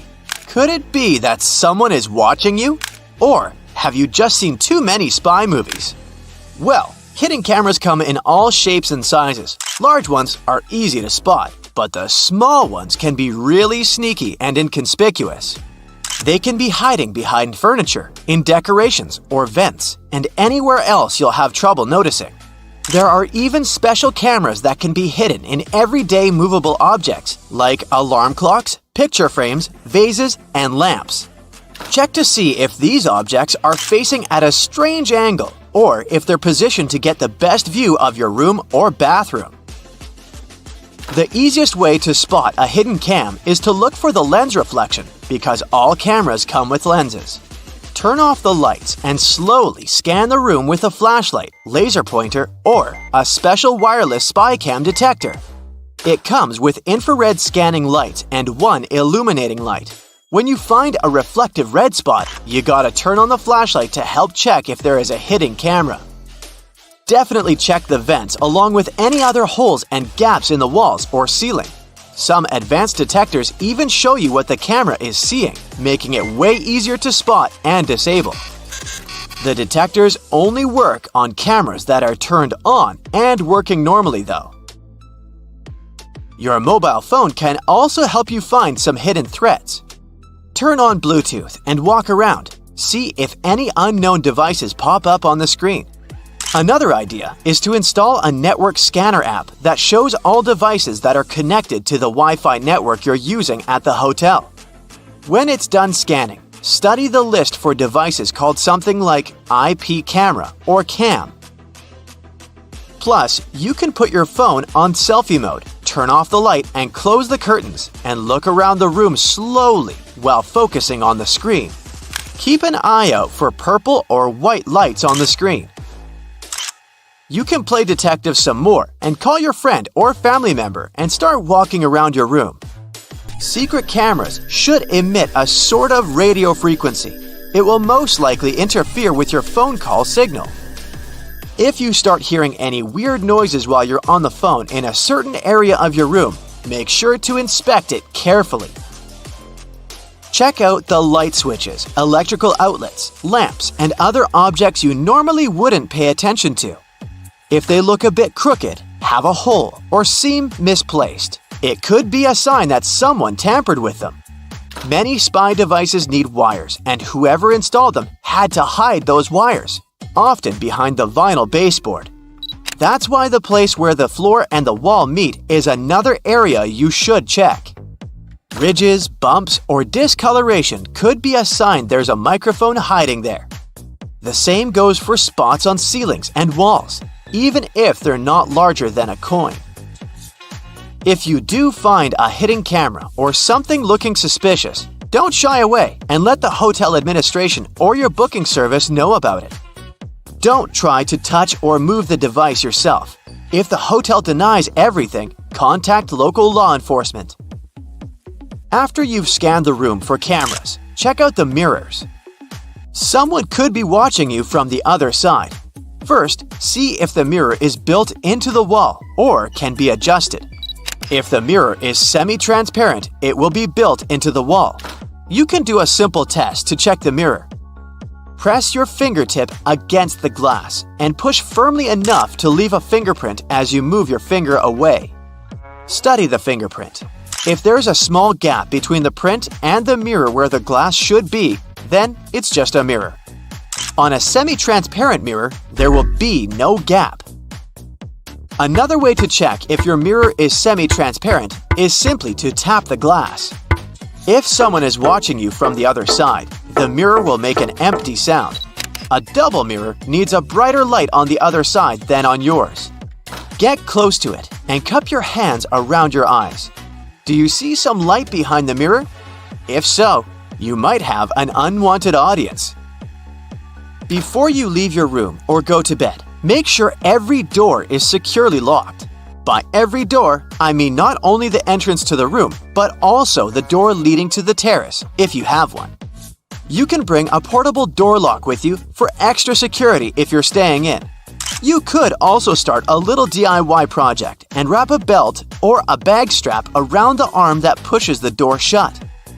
Buckle it up and wrap it around several times for an extra layer of protection. Another idea for when you're about to nap or go to sleep is to build a pyramid of stuff by the door. Glasses and mugs will do perfectly. If someone tries to get inside while you're sleeping, there'll be some serious noise. Intruders prefer to keep it low-key, so they're highly likely to give up on robbing you straight away. If you travel with some valuables and don't feel comfortable leaving them around the room, you could put them in the safe inside your room. But because those safes use passcodes instead of physical locks, someone from the hotel has to know the master code to unlock it, just in case. So, you can bring your own safe with you instead. You can find the ones looking like books on Amazon, for example. They're made of strong metal and textured paper. They come with a combination lock and have enough room to fit your passports, cash, and jewelry.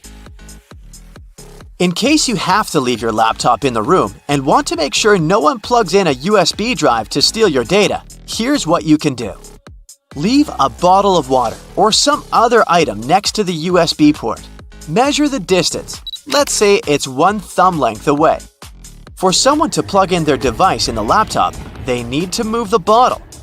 You can take it one step further and drop a pen parallel to the laptop under a certain angle. You can measure the angle with your smartwatch or phone using the compass app. Again, if someone moves it, you'll know. Even something as simple as a "Please do not disturb" sign can help you figure out if someone entered your room while you were away. Make it look like you left in a rush and the sign accidentally stuck between the door and the door frame. If you come back and the sign is hanging freely, then someone must have ignored it and tried to disturb you. In that case, you can contact reception and ask to send someone to enter the room with you to keep you safe. If you care about the cleanliness of your room as much as you do about your belongings and your personal safety, this one's for you. Hotel housekeeping workers normally have up to 20 rooms to take care of on an 8-hour shift. It means they'll have no more than 30 minutes for your room. It gives them enough time to make the bed, clean the floors in the room and the bathroom, empty the trash bins, and dust all surfaces. But they rarely have the time to take care of smaller objects like light switches, door and drawer handles, and remotes. And yes, these are exactly the objects you'll be in contact with the most. They can actually have more germs than the toilet. So if you want to be sure those germs won't land on your hands, bring enough antibacterial wipes to clean all those things before you touch them. If you're going on vacation, I'm sure you forgot to pack a couple of useful items, like a crayon or a pillowcase. I have collected the best travel tips for your ultimate vacation. You should carefully think about when you are planning to go somewhere. In case you have some kind of flexibility, just forget about going on a trip in July. You don't need to travel during the busy season. It's too expensive and there are way too many people. The best time to travel is during the shoulder season, which is between the high and low seasons. In Greece, for example, it's April and May. In September, October. The weather is already or still great, but there are fewer people and the accommodation is way cheaper. When searching for flights, always do it in incognito mode. If you do it in the regular mode, the saved cookie files will track your searches, and cheaper flights will be less likely to pop up since you've been searching for a while. Don't give yourself away. Always go incognito. Another trick is to pick a different home country and currency, the one with a better exchange rate. This way you can buy tickets in different currencies that will be way cheaper. Next, when buying the ticket, make a flyer account, no matter the airline you travel with. Airlines gift you miles, and when enough, you can get a free flight. Even if you travel with different airlines, there is no need to miss out on an opportunity. And yes, don't dispose of your plane ticket after the trip until you saw that your miles were posted on your flyer account. Also, if you ever need to cancel a non-refundable ticket, just don't cancel it and don't show up. In case something happens and the flight gets canceled, you will get your money back because no one knew you weren't going to fly anyways. As for picking the seats, if you fly with someone, don't pick the seats next to each other. Keep the middle seat between you, and there will be a higher probability that it won't be booked unless the plane is full. If you're lucky, you'll have 3 seats for the 2 of you. But if you end up getting a neighbor, you can just ask them to switch seats with you so that one of you can sit next to each other with whoever you're traveling with. Most people will be happy to switch. If you have a long layover, use it to your advantage. 6 hours layovers aren't cool. Too long to chill in the airport, but too short to get out. In this case, better opt for longer layovers and use them to explore the city before your next flight. If you're booking a hotel, always join their loyalty program. Just like with plane tickets, it won't hurt, but you will still be treated like a special guest. Also, when checking in, ask for an opportunity for an upgrade. You can get a better room for the same price, and always make sure to let the hotel know if there's any special occasion. Like a honeymoon, anniversary, birthday, or anything, you'll probably end up with some nice perks from the hotel staff. Even though websites for hotel search are cool to use, once you pick the hotel, just call them directly for booking. Websites take fees for posting offers, so everything that appears there will be more expensive. Call the hotel directly to book a room, and you'll get it for cheaper. But don't feel limited by hotels. Airbnbs are a great option, and often you can get luxurious places for cheap. Also, if you don't mind hostels, they can be fun too. You can meet and befriend travelers from other countries, and maybe you can even stay at their place if you ever go to their country. Now off to packing. First off, always make a packing checklist and keep it on your phone. It's hard to remember everything you need right away, so put together the list in a couple of days and add another item as soon as you remember it. This way, you don't forget anything important when packing. To fit more stuff in your suitcase, roll your clothes. This way, they take way less space. Roll all the shampoos and other things that can spill over in a shower cap. This way, even if something explodes, everything inside will still be protected. Also, use packing cubes. They help to organize everything and save a lot of space. Learn to organize your stuff efficiently.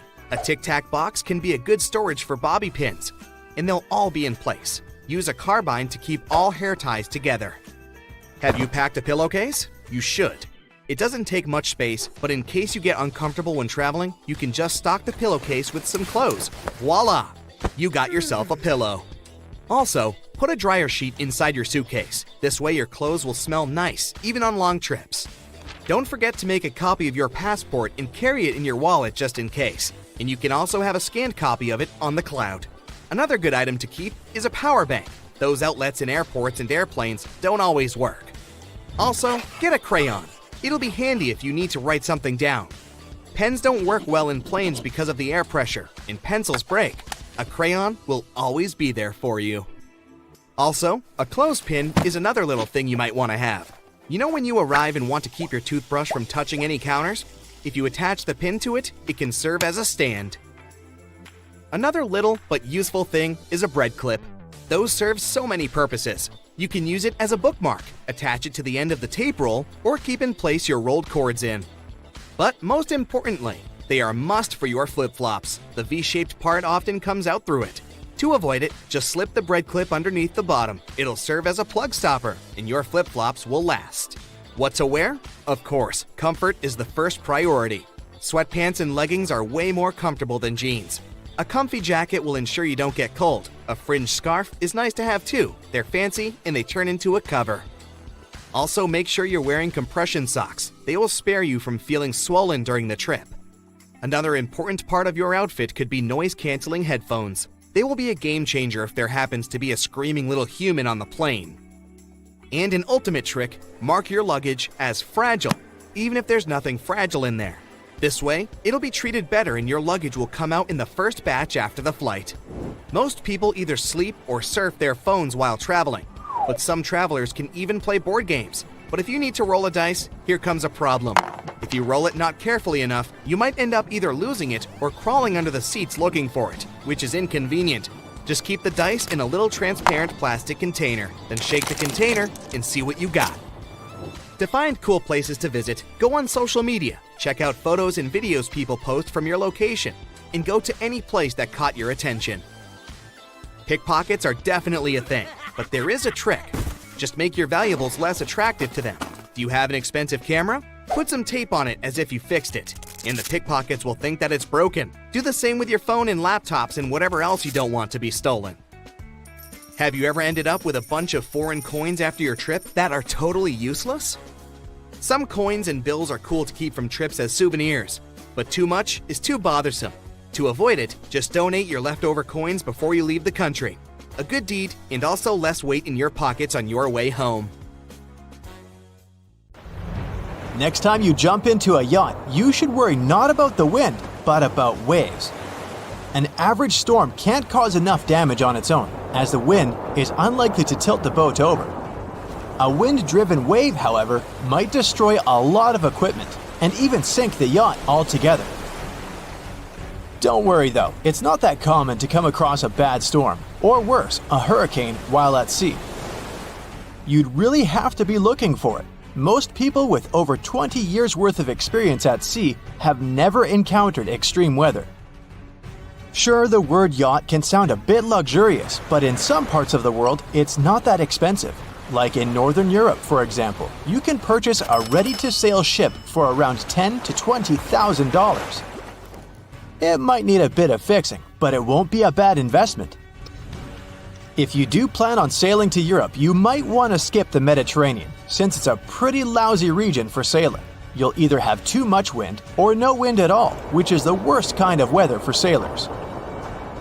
The perfect conditions are created by relatively strong and steady winds. You'll find those in the Caribbean. And don't worry about the size of your ship. It's really not that important. You'll just need to be well prepared. You can really travel around the world in a 30-foot-long yacht if you're brave enough. In fact, one of the smallest boats to ever sail around the world was just 21 feet. Alessandro Di Benedetto circumnavigated the world in his little sailboat. It took him 268 days and 19 hours. What's even more impressive is that his boat was nearly destroyed near Cape Horn, but he managed to fix it and get back to France to win the world record. Planning on breaking world records yourself? Make sure you sail around the world eastward. It's easier, mostly due to stronger and more predictable winds and eastward currents in the southern hemisphere. Only 5 existing world records were obtained when travelers used the westward route, and since 2010, no one has set a record while going in that direction. There's no need to start learning astronavigation. Nobody uses it these days. It's more of a nice to have. Experienced sailors don't rely on space bodies to orient themselves. What people do use now for recreational navigation is an iPad. Even Airbus and Boeing pilots use iPads when flying. Speaking of how prepared you should be, brace yourself for a lot of boredom. We've all heard stories about wonderful sunrises and sunsets, swimming with dolphins and tuna. But you might have nothing to do for weeks. You'll just need to fix the tack every now and then, and that's it. As for the remaining 23 hours, 59 minutes, and 30 seconds of the day, no tasks. Bring a board game or a lot of books, will you? You might not be able to catch up with your friends back at home either. The internet at sea is both really slow and expensive. Slow as in it's going to take about a half an hour to download a small picture. Expensive as in a gigabyte might cost up to several $1,000s. It's also best if you leave your pets at home. Dogs in particular don't like it at sea too much.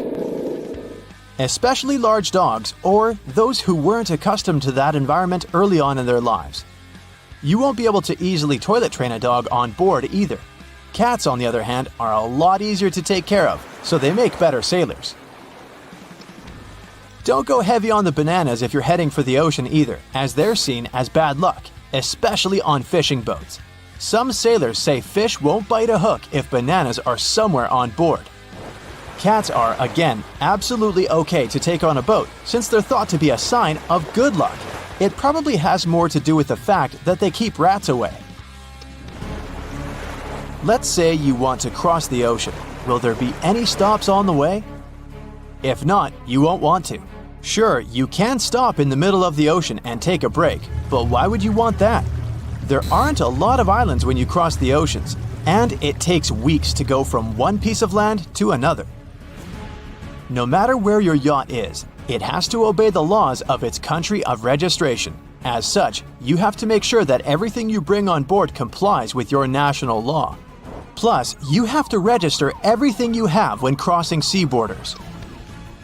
If Antarctica is on your must-see list, you must know that you might not get there on a non-metallic boat. The hull must be made of either steel or aluminum to withstand harsh weather conditions. You might find birds in the ocean. They don't just pass by, but actually live there. Most of them choose to sit on deck to rest when they see a boat. That's because they may have been in continuous flight for months at a time. If you're not planning on cleaning up after them, it's best you don't allow them to land on your boat. It depends on how bored you'll get, I guess. On the fun side, there are a lot of small islands you can only check out by boat. They are otherwise off limits to tourists. You'll be able to see exotic plants and animal species, unique landscapes, and secluded villages. 1 knot is equal to 1 nautical mile per hour, or approximately 1.151 miles per hour. The best wind to handle small and mid-sized ships is anywhere between 8 to 12 knots.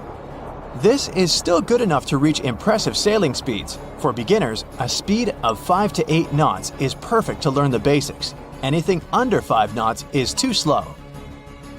Age was only a number for Laura Decker when, at 16 years old, she became the youngest person to ever circumnavigate the world solo. The Dutch authorities almost didn't allow this to happen since they believed she was too young for the journey. This astonishing feat isn't recorded in the Guinness Book of World Records because nobody wants to encourage 14-year-olds to sail the world by themselves. The first time a person managed to circumnavigate the world alone was back in the late 1800s. Joshua Slocum left Boston, Massachusetts on April 24, 1895, and returned 3 years later on June 27, 1898, to Newport, Rhode Island. In total, he sailed more than 46,000 miles. The water in oceans and seas is pretty salty. While 3.5% is the average salt level, some bodies of water contain even more salt. It speeds up metal corrosion, so the saltier the sea, the more damage it will do to your ship and the faster it'll happen. The saltiest waters on Earth are in the Mediterranean Sea, which has roughly 3.8% salinity. For less salty water, head towards the poles. The fastest sailor of all time is Paul Larsen from Australia. He broke the world record at 65.45 knots. His records are for the sailing speed at a distance of 0.3 miles, also called outright, and for the fastest nautical mile. No maritime story would be complete without that of Violet Jessup, the nurse that survived all 3 disasters aboard the sister ships, the Titanic, the Britannic, and Olympic. She worked on ships to support her family well into her 60s and traveled all over the world. After finishing her voyages, she spent the rest of her life in Suffolk, England. There are no boats with an unlimited lifespan. They all have to retire at some point. After a certain time spent at sea, they are no longer considered safe or stable. Cargo ships that cross oceans, for example, typically reach 20 to 30 years of age. As for sailboats, they're meant to last 30 to 40 years at most, even if they're built with more flexible materials like plywood or fiberglass. Are the letters SSSS on your boarding pass a reason to worry? What's much more dangerous than turbulence? Should you really be the first to board the plane? You're about to figure it out.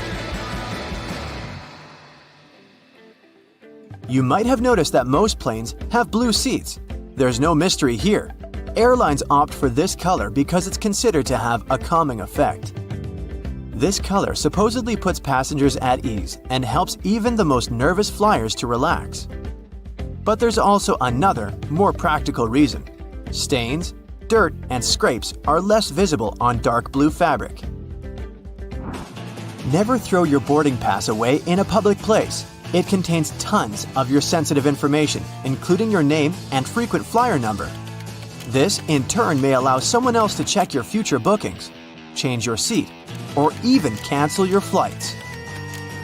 So the best way to deal with the boarding pass for a flight you've already boarded is to take it home and feed it through a paper shredder. By the way, if you ever see the letters SSSS or S on your boarding pass, get ready for additional security checks. Instead of these letters, there may be a checkerboard pattern. Anyway, if you have any of these marks, your carry-on luggage can also undergo a thorough inspection. Why might they choose you for secondary screening? Some of the criteria are making a one-way reservation or paying cash for your ticket. In some cases, the selection is absolutely random. Look, your gate is open and the boarding is started. Wait, where are you running? There's no need to hurry. The trick experienced Globetrotters use is always board last. For one thing, you don't have to waste time standing in line. Then, there are fewer people on the jetway and in the aisle, and you spend less time on the plane. No one is going to take your seat anyway. There's one exception though. If you have a bulky carry-on bag, it may make more sense not to board last. Otherwise, the chances are high that all the overhead bin space will be occupied by the time you reach your seat. And then your bag may end up in another part of the plane, and you'll have to wait till the other passengers disembark before you get to your luggage. Duh! Before takeoff and landing, flight attendants usually flip a small switch on the bathroom door. This prevents it from flying open when it's not supposed to. With the same ease, a flight attendant can open the door when someone is inside. Look, they only need to lift the lavatory sign and move the knob into the unlocked position. Pilots don't worry about turbulence. That's because they know that there is a thing way more dangerous than any turbulence. It's an updraft. In most cases, turbulence only drops you a couple of feet down, even though it might feel as if you're falling from the top of the Empire State Building. If the turbulence is strong enough for the pilots to ask flight attendants to sit down, the plane can go 10 to 20 feet down. The most extreme white-knuckle turbulence is super rare. But an updraft is a big air mass, part of a storm or some other weather phenomenon, moving upwards. Pilots don't see updrafts on their radars at night, and when a plane hits one, it feels like driving over a huge speed bump at 500 miles per hour. An updraft is also extremely treacherous because it can push an aircraft upward to dangerous altitudes. Modern planes have a special system that detects other aircraft, mountains, and different solid objects in their path. 10 miles away from another plane, and a voice in the cockpit starts chanting, "Traffic, traffic." 5 miles closer, and the same voice begins to give pilots the directions. Airplanes can operate with one engine, even during takeoff and landing. Both engines failing simultaneously is almost unheard of. But even then, a plane wouldn't drop from the sky like a rock. Pilots would have up to 20 minutes to find a suitable place to land. The way the cabin is pressurized has a great effect on your taste buds. You lose up to 30% of your ability to taste sweet and salty things. In other words, it's not that airplane food isn't tasty, you just don't feel its flavor. That's also the main reason why airline catering companies add extra salt and spices to the dishes they cook. But you know what may help you? Noise-canceling earphones. For some reason, that probably has a scientific explanation. Cutting off all that noise around can help your taste buds. Each of those dings you hear during the flight has its own meaning. In most airlines, a boing soon after takeoff indicates that the landing gear is getting retracted. 3 dings in a row means more urgency than just one. A high-low ringtone informs crew members that their colleague needs them in another part of the plane. 3 low chimes means some serious turbulence ahead. Crew members are supposed to put away meal carts, take their seats, and fasten their seatbelts. If you're a nervous flyer, pick a seat in the middle of the cabin. Turbulence mostly affects the front and rear parts of the cabin. The middle section, which is over the wings, doesn't shake so much. Pilots and co-pilots eat different meals. The reason for this precaution is very simple. Imagine both pilots having the same dish and getting food poisoning. In this case, neither of them will be able to control the plane. If they still want to have the same dish and won't agree to have anything else, there's a safety net. Pilots don't have their meals at the same time. If one pilot ate the dish and still feels okay several hours later, the other pilot can brave their meal as well. What would you say when asked about the filthiest place on a plane? Nope, that's not the toilet seat. It's not even in the bathroom. Flight attendants warn that you should be particularly careful with headrests, seat pockets, tray tables, and seat belts. Experiments have shown that 1/3 of all seat belts have yeast and mold on them. Most tray tables are covered with bacteria. Seat pockets are extremely filthy too, but headrests are the dirtiest of them all. In most cases, flight attendants don't have enough time to change or disinfect them in between flights. If your captain announces they're finishing some paperwork, it means they're busy revising the flight itinerary or waiting for the ground staff to prepare the flight logbook. That's a journal that contains the official record of a journey. Some places, especially those flying long distances, have secret bedrooms for crew members to catch some shut-eye. These bedrooms, called crew rest compartments, are located either at the back of the plane or behind the cockpit. Such a compartment can have up to 10 comfortable beds where flight attendants can have a rest. Plane windows are made of super strong plexiglass that can easily cope with high speeds. And the window panes are shaped in a special way so that the high pressure inside the cabin pushes them against the aircraft body.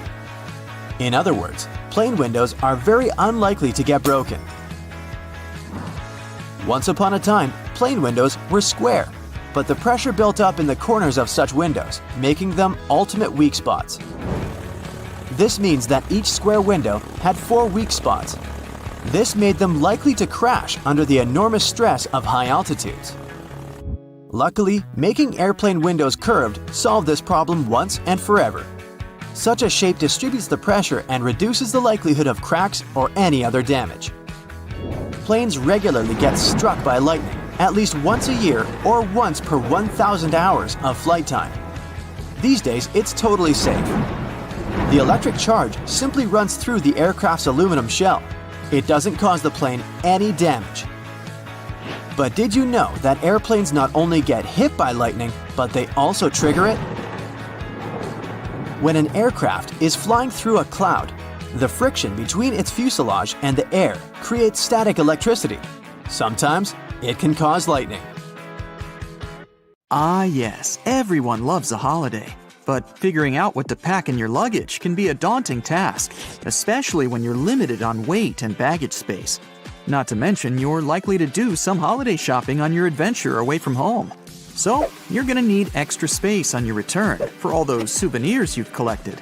Accumulating too much weight or bulk can end up costing you a handsome fee with the airline if you're not properly prepared. But you can now relax. You just focus on booking your vacation. We'll take care of your luggage with these handy traveling tips. No doubt your clothes are going to take up the bulk of your luggage. Considering most airline standards permit 1 bag for most local trips and up to 2 bags for longer distances, that doesn't grant you a whole lot of space if you plan on being fashionable on your getaway, especially in the winter. However, this doesn't mean you have to turn your undergarments inside out for repeated use. The key here is to be clever with how you pack. Firstly, you might want to consider how you're folding your clothes. The most space-efficient method to store your wardrobe in a suitcase for travel is to roll up each item. Think of your clothes like those sleeping bags you used to take on your camping trips. They always seem too thick for their compacted covers, but with perseverance, you could roll it up tight enough to fit inside. Now, you don't need to wrestle with your clothes quite as much, but the same principle here applies. Start by folding your shirts, pants, and whatever else you plan on packing neatly, similar to how you might find them on a clothing store shelf. Then, when you have them in a relatively rectangular or squared-off shape, roll them up tightly. Now that you have your little clothes logs, start packing them into your bag.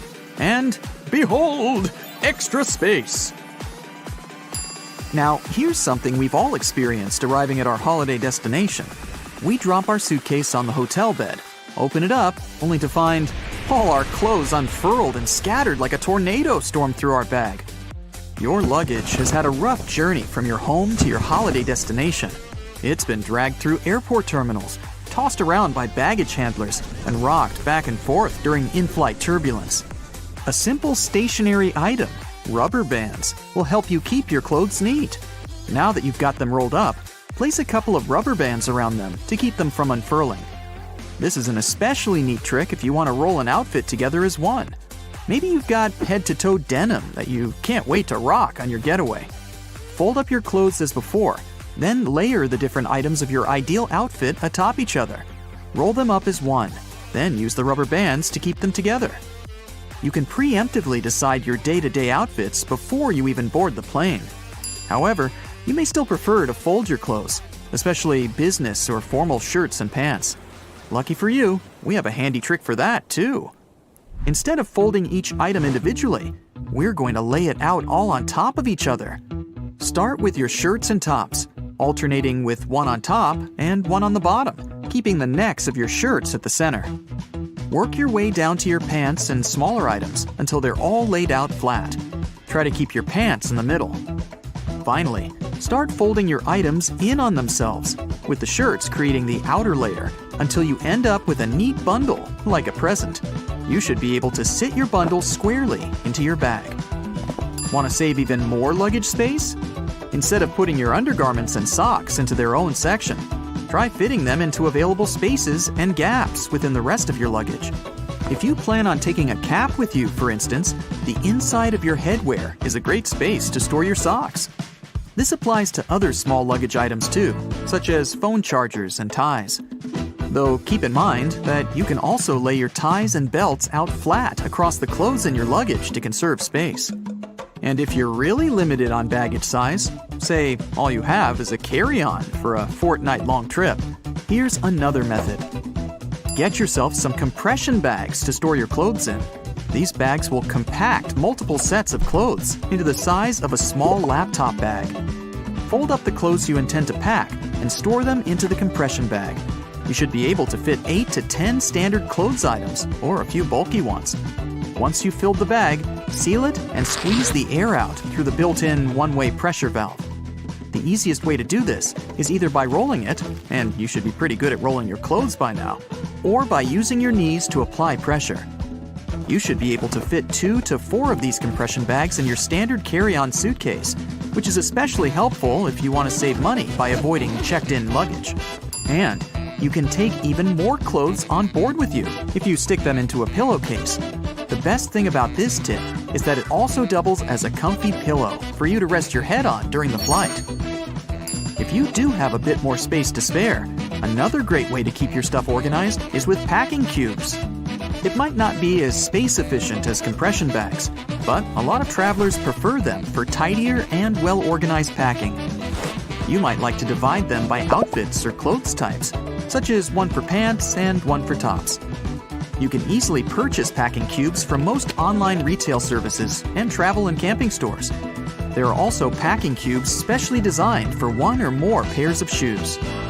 This is a great way to compact the space your shoes would otherwise take up in your luggage, and to keep your clean clothes from coming into contact with your footwear. Nobody wants their tops to smell like feet, right? If you're still struggling to bring all your items with you inside your suitcase, there are a couple more tricks that you can use for that extra bit of weight without the extra cost. The most obvious of which is to use your own body. That's right, time to layer up. Pick out all your bulky items and wear as many as you can manage. You can try wearing some shorts under your pants or several layers of your winter wear, such as your sweater, jacket, and coat, all over the top of one another. You might be sweating a little, but most airports and planes are well air-conditioned. You can always shed some layers once you've boarded your flight. At least you'll have some warm wear to snuggle up in if you do get cold up there in the clouds. If you don't want to wear all those layers, there's actually another type of bag you can carry on the plane with you, free of charge. Get yourself a duty-free bag from any of the duty-free stores in the airport. You can even hang on to it for next time. Store all your extra items in your duty-free bag and carry it onto your flight at no additional cost. It's also worth considering what type of luggage you're using. More importantly, how much it weighs. A lot of people forget that the standard 15 pounds permitted by most airlines includes the actual weight of their suitcase. The bag itself can often weigh up to 4 to 6 pounds. That's a huge chunk of your weight in the bag alone. So, when you're shopping for your luggage, take into account how much it weighs. Choosing a lighter bag will give you more space for the items you want to take with you. Stick to some of these handy tips and you'll be on your way with no shortage of luggage and some extra money to spend on your vacation. Happy flying! The plane rumbles into life and is soon roaring down the runway. You look out the window and your heart is racing. How exciting to be going on a holiday, finally! It's only once you're above the clouds at 35,000 feet that you get up for a stretch. You look down the aisle and notice that the cockpit door is open. To your growing horror, you notice that it's completely empty. The pilot's either napping somewhere, gone for a comfort break, or there's no one flying this thing. You ask the flight attendant, who tells you the truth. The plane is fully automatic, and there's nothing you can do. Self-flying planes are no longer the stuff of science fiction. They're already here. Many companies say pilotless passenger flights are simply a case of not if, but when. The issue is convincing the general public that they're safe. Some don't realize that once the seatbelt sign has been switched off, your typical passenger jet is likely flying by itself already. The autopilot can even climb, descend, and turn as instructed. We've already been flown about by an automated system. We just didn't realize to what extent. A commercial airliner can already land itself, though it's tricky to set up. Presently, 2 well-trained pilots are still required to be in the cockpit, for now. Many companies, such as Merlin Air, have been testing small 2-engine planes to auto-fly in the Mojave Desert. Airbus performed its first fully automated takeoff in December 2019, though there were 2 pilots in the cockpit, just in case. Some companies are developing hardware and software to retrofit older planes. The aim is to replicate everything a pilot can do via a set of computer systems. The barrier, they say, is human rather than technical. Old-fashioned lack of trust. The technical term for fear of flying is called aviophobia. It affects millions of people, up to 40% of all flyers. They're still flying, but they're just not particularly happy about it. Between 2.5% and 5% of the population are so anxious they won't fly at all. And yet, statistics continually reveal that flying is one of the safest means of travel, with nearly 95% of transportation fatalities in the US occurring on the roads. If you were to fly 500 miles every day for a year, the fatality risk is still only 1 in 85,000. Or, to put it in simpler terms, for the average American, the risk of a serious accident is just 1 in 11 million. There are much higher odds of being struck by lightning. Companies may be well served by offering breathing exercises and other strategies to make their customers feel more comfortable. It's surprising that airlines haven't already implemented a variety of programs to make travelers feel more relaxed. After all, many of these air accidents are caused by human error. Being automated may be a safer option.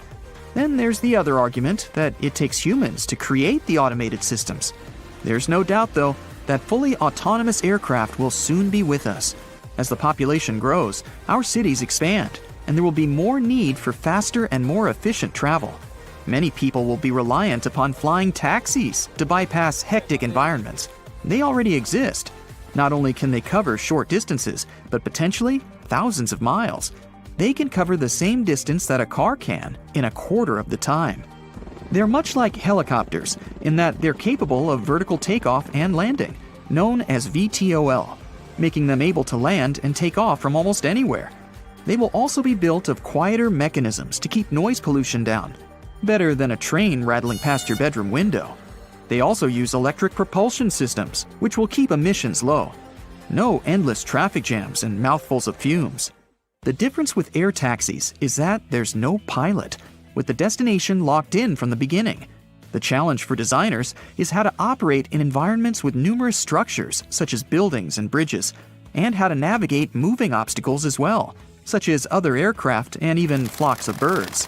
Tackling a variety of weather conditions, too, can also make for complicated and even dangerous possibilities. Superstorms, dust storms, snow, wind gusts, and even tornadoes can pose real problems. It's not like you can instruct your cabbie to take a different route. Or will we be able to do just that? Perhaps we could verbally tell the system to divert from its projected pathway. This is the same situation for planes. particularly in terms of weather and air turbulence. There is still much more work to do. Air taxis can only accommodate a limited number of people, though it's projected that short-range flights could carry up to 14 people. There is so much confidence in these vehicles that a startup company, Skyports of Melbourne, Australia, want to start operating a large-scale nationwide air taxi base by 2025. Other large corporations are also in the air taxi race, such as Boeing, Airbus, and Toyota. With larger planes already capable of pilotless flight, you may be wondering, why isn't this happening already? People will surely get used to it. Well, there are a few obstacles. There are regulations that are yet to be drawn up. Business people are already saying that regulators are falling behind, and that air taxis alone could be a multi-trillion-dollar industry within just 2 decades. Not all experts agree that the technology is reliable. Some pilots have also stated that automatics can malfunction and that someone must be there to take over.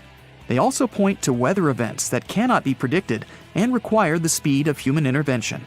You could also argue that the pilots are going to say things like that because, well, they don't want to lose their jobs, and who can blame them? Yet they're not wrong. The Boeing 737 MAX, for example, was grounded in 2019 after 2 well-known crashes, one in Indonesia and the other in Ethiopia. The reason, in its simplest form, was due to flaws in the flight stabilization program. Incidents such as these only reinforce the fear. While pilots rightly say they've had to intervene when computer systems don't function correctly, in return, there's been documented crashes because pilots did not trust their systems and ignored warnings. There's also a very important factor to take into account. Research has suggested that without pilots, airlines could save $35 billion a year, and that's a lot of motivation. Regardless, the industry is changing, and there's increased development every year. Sophisticated sensors, improved cameras, self-assessing systems. Despite these advances, though, basic questions are yet to be fully answered. What would the automatic pilot do if there was an emergency? Could it automatically scope out a place to land safely? Could it put out a distress call? And how would it communicate with air traffic control? This uncertainty is what makes people fearful. We only have to look to drones to see what's already possible. Whether operated via smartphone or from onboard a ship, drones are unmistakably becoming more commonplace and performing an array of tasks. From filming whales to delivering parcels and long-range intelligence gathering, they map inaccessible terrain and use thermal sensors for search and rescue operations. They can even drop in supplies in disaster situations. They're literally saving lives. Their usage has tripled from 2019 to 2021 and is expected to do so again by the end of 2022. And yet, none of this is actually new. Over a century ago, the British developed unmanned aerial vehicles, or UAVs.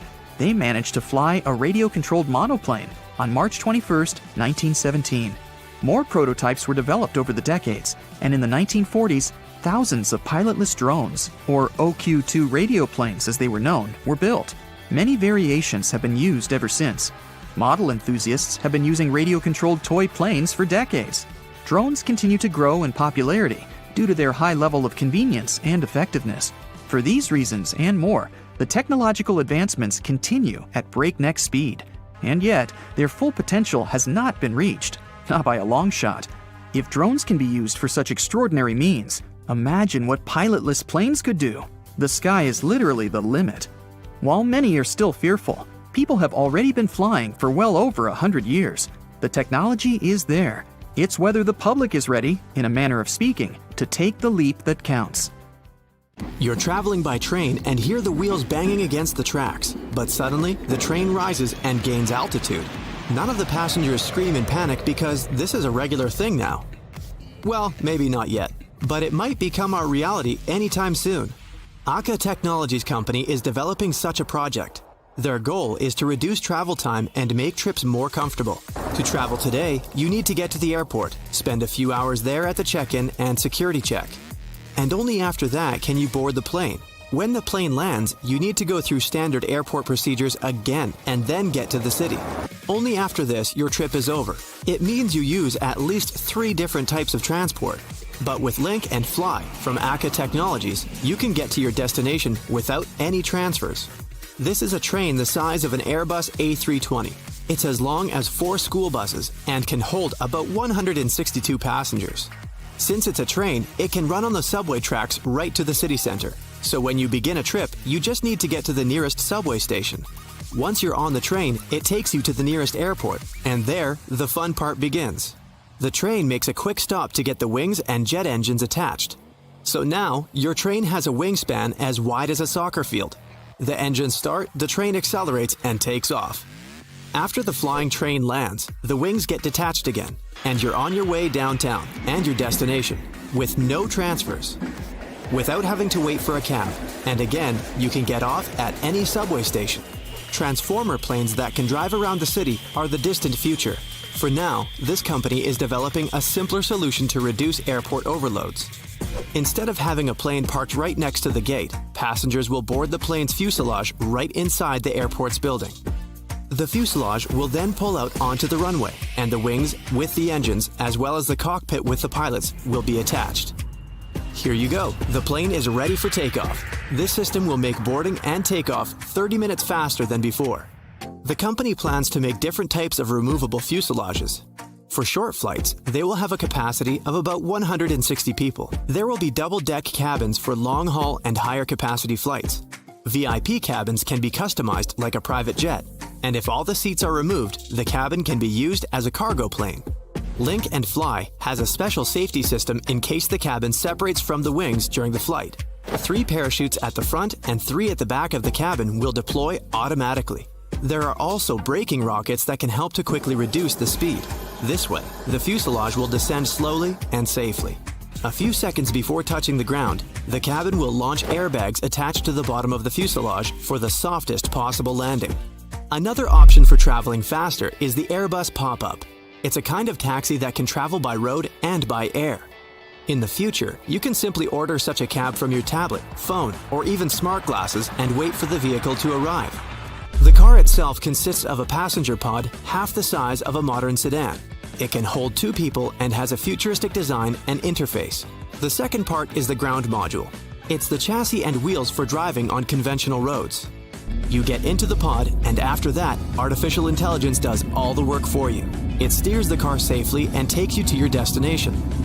When you get out of the cab, the pod with the ground module is sent to the nearest charging station. For convenience, charging stations will be located throughout the city, so you won't have to wait long for a cab. But if your destination is far away, a more interesting ride awaits you. Like in the first case, you get into a pod on wheels. The ground module takes you to the nearest takeoff site. There, the capsule gets attached to the air module. This thing looks like a giant drone. It hooks the passenger capsule and flies up, separating the pod from the ground module. Now, it's a flying cab. You can enjoy the beauty of the city from above. When you land on a special platform, the pod reconnects with the ground module, and you proceed to your destination, while the air module charges for the next trip. Rockets might be another revolution in long-distance travel. For now, we use them to fly into space, but in the future, they might completely replace airplanes.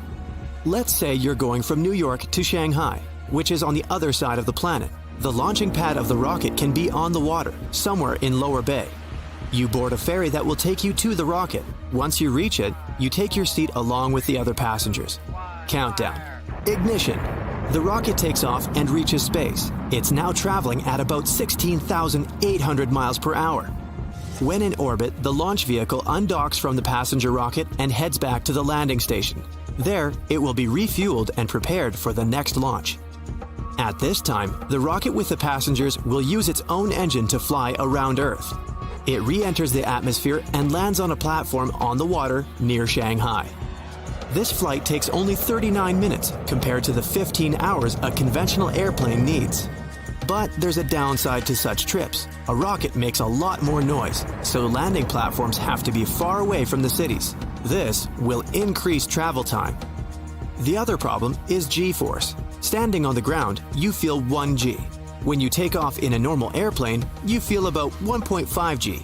But when you travel by rocket, the G-force you'll experience will be twice as strong, and if it reaches 5 G, you'll pass out. Back to the ground. In 2010, the number of cars in the world exceeded 1 billion, and by 2030, this number is expected to double. So, we need to fight constant traffic jams on the roads. The elevated bus could be a great solution for that. This thing doesn't actually look like a bus. It's 2 lanes wide and can consist of several cars. Such a bus will be able to carry up to 1,200 passengers at maximum capacity, and it will run on regular roads. We'll need to equip the roads along its route with rails on both sides. The elevated bus itself will move at about 6.5 feet above the road. This is comparable to riding on the second floor of a London double-decker bus, and it won't interfere with traffic on the road. Regular cars will still be able to drive there. The elevated bus will be all electric and driven by autopilot. Its roof will have a large area entirely covered by solar panels. On cloudy days, it'll be powered directly from the rails. Passenger boarding will take place at special stations located above ground. For emergencies, there will be an inflatable ramp light in the middle of the bus. This way, passengers will be able to leave the bus safely. Some concepts of such a bus even suggest that the racks with the wheels should be able to rise, for example, to bypass an obstacle. If some car breaks down right in the way of the elevated bus, it'll lift one wheel rack, move forward, and lower the wheels back onto the rails. Then it'll do the same with the rear rack. This way, the bus will be able to move around the city at about 37 miles per hour. It's faster than driving in a traffic jam. Another option to avoid traffic is tunnels. You would be able to travel through them in your own car. A hypothetical tunnel system under large cities would have multiple entry points. You'd drive your car onto a special platform, and the platform would then be lowered down. It would accelerate in the tunnel to 124 miles per hour. You'd be able to get to the other end of the city in just a few minutes. The platform would then lift your car back to the surface, and you'd keep driving to your final destination. Tunnels can also be the future of traveling between cities. First, you'd have to arrive at some sort of a train station. There, you'd board a passenger pod. These pods would hold 4 to 6 passengers. Then it'd follow the tunnel, dock into a pod cluster, and connect with the transporter capsule. Special pumps would suck the air out of the tunnel, and the transporter capsule would move in an almost complete vacuum. Theoretically, this train would be able to reach speeds that are faster than those of commercial airplanes, and even faster than the speed of sound. So you could get from New York City to Los Angeles in 3.5 hours, compared to 6 hours by a conventional airplane. After reaching its destination, the transporter capsule would open, and the passenger pods would arrive at the station. In the future, these pods would be able to travel even on conventional roads. So you just need to order such a passenger pod to your home, just like a cab. This way, you'd have the opportunity to cross the United States from coast to coast without any transfers.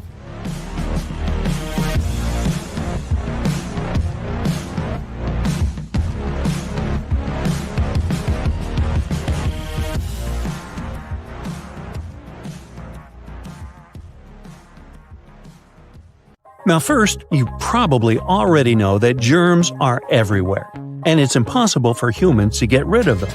These tiny creatures train our immune system. We're becoming stronger when our organism constantly faces bacteria and improves its protection skills. So don't worry about what you see next. Welcome to one of the favored places among bacteria and microbes – hotel rooms. Yes, they seem to be so clean, but in some ways, they're more dangerous than a garbage dump. Everything is dirty at the landfill, and you're afraid to touch anything. But the dirt in hotel rooms is almost invisible. Germs are waiting for you here, and there are a lot of them. So the first problems appear already in the elevator. The buttons on the panel are swarming with various bacteria. Suppose no one cleans them with a disinfectant. In that case, these buttons become the arena where billions of microbes multiply and devour each other. Take a look at an ordinary apartment building. There are elevators too. The same people live in this house, transmitting the same germs when they touch the elevator buttons. Your body encounters these microbes often and quickly develops the needed protection. But different people stay in hotels. A guy from some African country can bring a bacterium that will be dangerous for a girl from cold Norway. Therefore, after you touch the button, wash your hands with a soap or disinfectant. So, the elevator opens its doors and you walk towards your room. Watch out! There's another hot spot ahead. See that door handle? This area is another beloved playground for germs. How many people have touched it before you? How long has it been since it was washed? Do you know why such a handle is more dangerous than a toilet seat? Most of all, microbes accumulate on our fingers and palms. When we don't wash them, we transfer 1 million bacteria from one place to another by touching the surfaces of different objects. So the best way is to touch the door handle with the same hand you use to press the button in the elevator. As soon as you enter the room, wash your hands. The good news is that hotel staff clean bathrooms and toilets much better than the rest of the room. So you're a bit safer here. But still, take a good look at the corners of the bathroom and the tiles.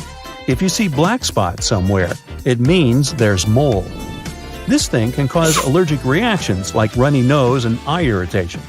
Mold can be pretty dangerous, but hotel staff usually watch it closely.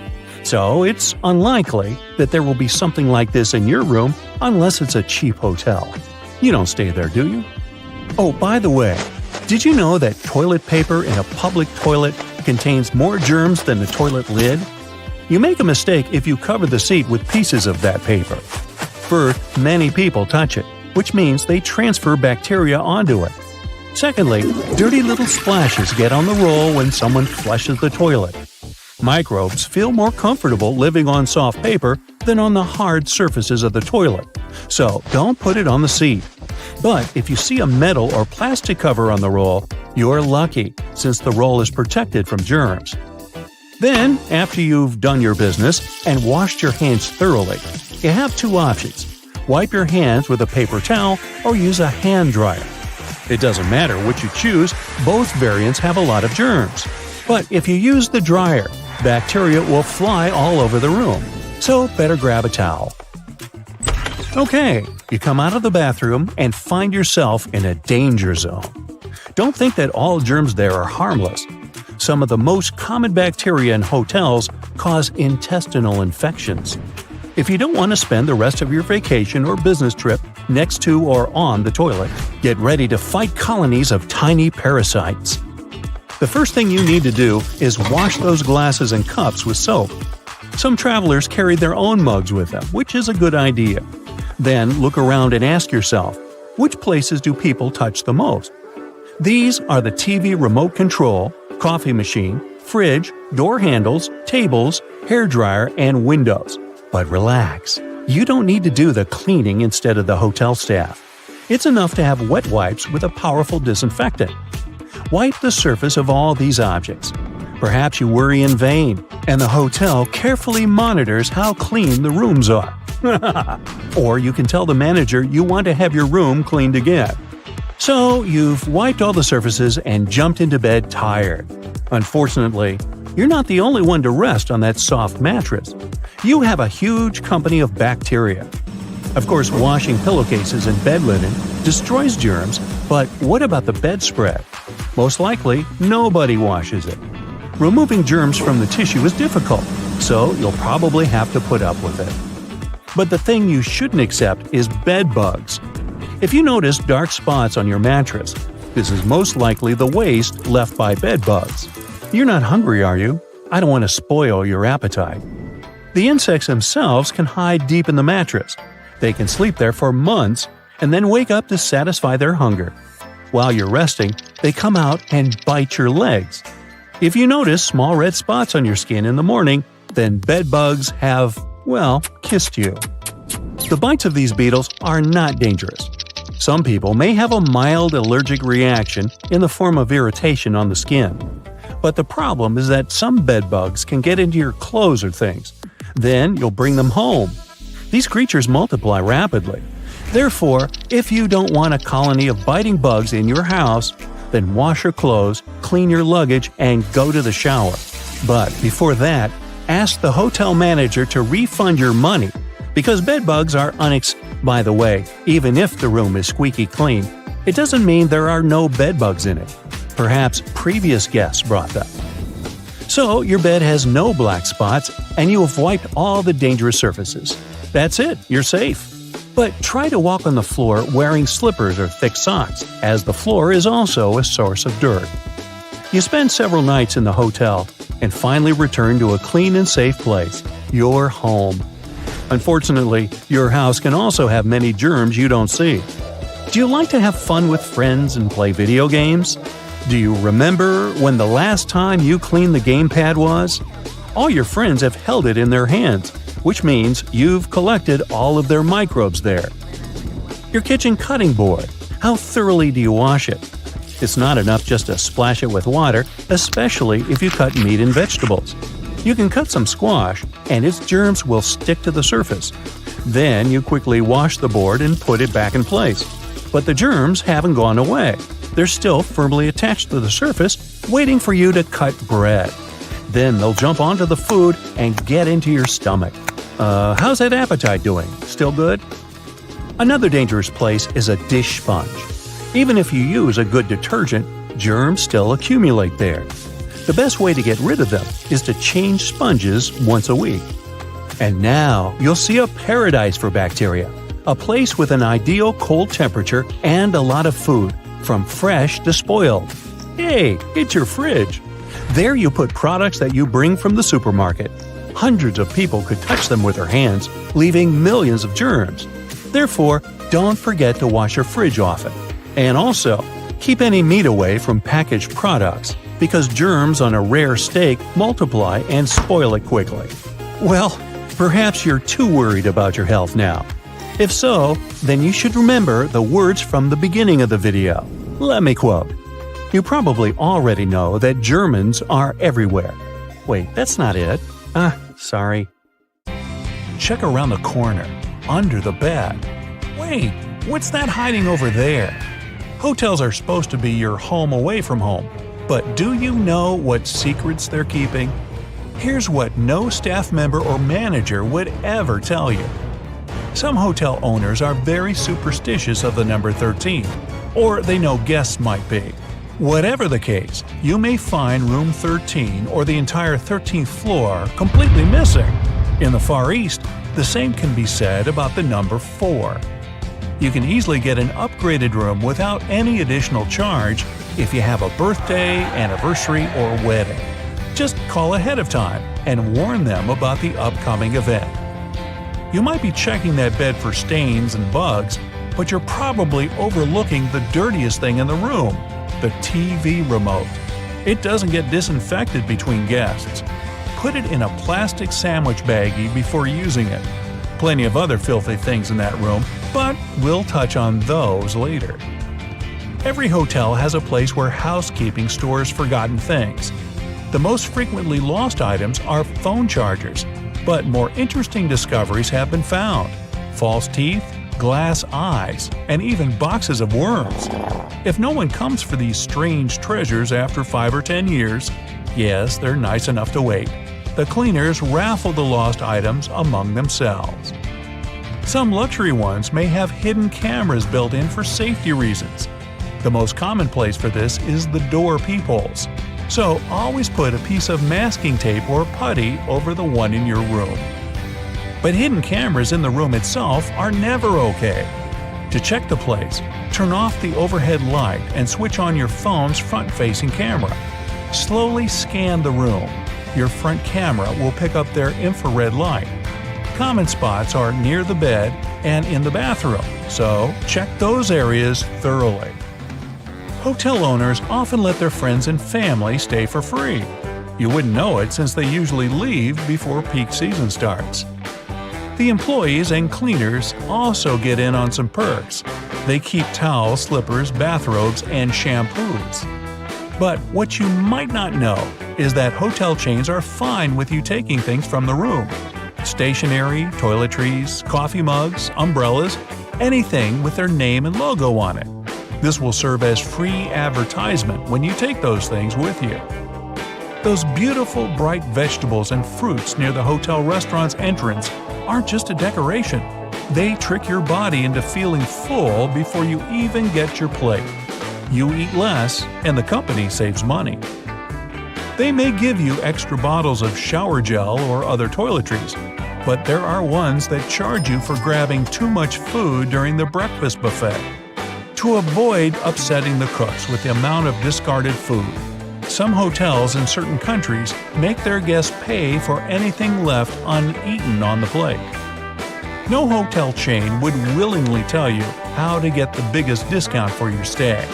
So if you have a limited budget, make a reservation after 6 p.m. This is when the sales department tries to sell all canceled reservations at the last minute. That often means cutting the price down, sometimes in half. The first Sunday of the month is the best time to check in. Vacationers are leaving, business travelers haven't arrived yet, so most of the best rooms will be available. To get the top pick, use a special service called rooming. You can view everything in the hotel and choose which room you like the most. Just ask the receptionist about it. They won't willingly speak up about other free services unless you ask. Free phone chargers, hair irons, bottled water, and board games are among them. They can also order a transfer for you, book concert or theater tickets, and wake you up at a specified time. Hotels can refuse you at check-in, even if you've paid for a booking in advance. They can cancel your reservation if you don't show up before 6 p.m. If something's holding you up on your way, call and let them know in advance. Even if you arrive on time, you can still be denied a room. It usually happens when the hotel is overbooked. In that case, they might redirect you to a different one. Even more surprising, the chances of this happening depend on who you are. Young single men, couples, and groups of friends will usually get the boot before a family or a single older woman. It's because the first group is usually more flexible about the unexpected move. Before you pounce on that minibar, better check to see if those drinks are sealed. Hotel workers say they've had cases where guests finished all the provided beverages and then filled the bottles up with tap water to avoid paying for them. Shh, you didn't hear it from me. Large chains often have their own special transport for meeting important guests or getting around town. Their own taxis are usually cheaper than city ones. So if you want to save some money, check the cost of their transport at the reception. But don't ask the receptionist to recommend where you should have a meal. The hotel clerk will point you to a local place that pays them for the recommendations, even if it's overpriced and tasteless there. Guests don't really pay for the room itself, but for the hotel's location. Proximity to the airport, the beach, downtown, and famous sites will cost you an additional amount. Yes, even if it doesn't have any stars at all and the conditions inside aren't great. Think twice before handing over your keys for valet parking. There have been cases when hotel workers took an expensive car for a joyride and even filmed it. My car? No. A famous person could be staying in the room right next to you. Nobody would know it since they get to use made-up names to conceal their identity. For the rest of us common folk, that's not allowed. You requested a single room with a big bed and a nice view of the beach. What you got? A room with 2 small beds and a lovely view of a brick wall. It happens all the time. But they're supposed to give you compensation or some free service to make up for the difference. Know your right to this if the manager doesn't offer. The safe in your room can be anything but safe. If you have some valuables, ask the receptionist to put them in the main hotel safe up front. This place is usually much more secure since all the staff doesn't have access to it. Although hotel chairs and sofas look clean, wait till you see one under a microscope. Don't sit on them without first laying down a towel or blanket. You don't know if the guest before you had their feet up on the furniture. And their feet would certainly be filthy since the room's carpets are rarely shampooed, maybe once a year or even less. That being said, don't walk on them barefoot. If you use slippers or keep your shoes on, make sure to put shower caps on the bottoms when you pack them into your suitcase before leaving. Same story with that bed. Before you lie down on it, know that the cleaning staff might launder the linens between guests, but not that big, beautiful, germy bedspread. Don't touch the drinking glasses either. Even if they get a wipe down, it was probably with the same cloth used to clean other surfaces. Why? Well, because staff have only 20 to 30 minutes to clean each room completely. So they need to do it quickly, not thoroughly. Things that often get overlooked: light switches, door and drawer handles, remotes. Ironically enough, it's the things that get touched most often.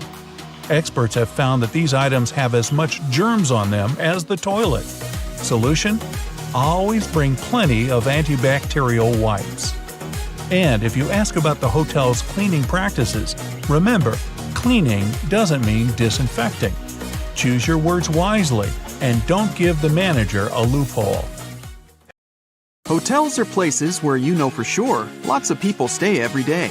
And not all of those places pay attention to cleanliness as much as they should. There can be bed bugs and other pests around that you won't notice until it's too late. So here's the deal. When you arrive at a hotel and open your room, don't rush to open your bags and put all your clothes onto the shelves, and especially the bed. Better place your bags into the bathtub for the time being, and go check the room for those pesky bugs. Check out all the rugs, soft furniture, cushions, and all other places that pests could live in. Only after you've done that, take your bags out of the bathtub and unpack. The bathtub is the safest place because no bugs are able to survive there.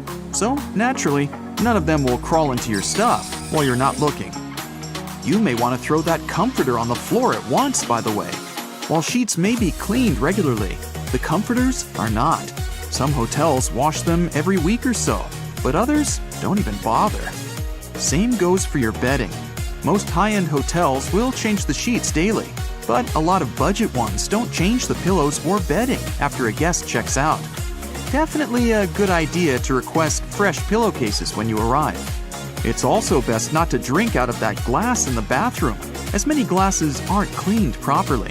Some workers even use disinfectant or furniture polish to get the glasses looking spotless. Ever wondered why they never use fitted sheets in hotels? They might be convenient, but they're impractical for hotel use. The sheets are changed much more often than you do it at home, and the elastic becomes worn out all too soon. Besides, it's a nightmare to store fitted sheets. They have to be of two different sizes, one for either type of bed. It's just easier to take 2 universal flat sheets per double bed and get on with it. Speaking of sheets, you must have noticed that bed linen and towels in hotels are almost always white. The first reason is convenience, of course. When everything is white, it's easy to wash it all together and use bleach to get rid of any possible stains. The second explanation, however, is customer experience. According to public polls, people perceive a white color as luxurious and fresh, which makes their stay more pleasant. If you see an unusually attractive price for a room on a website, be careful. It might not include a mandatory resort fee.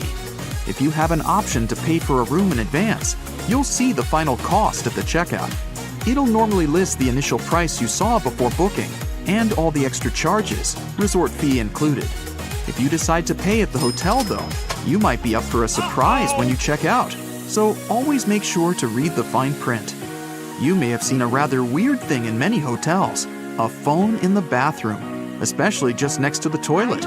You'd probably be surprised to know that it's an actual requirement for hotels to receive a 4-diamond rating from AAA.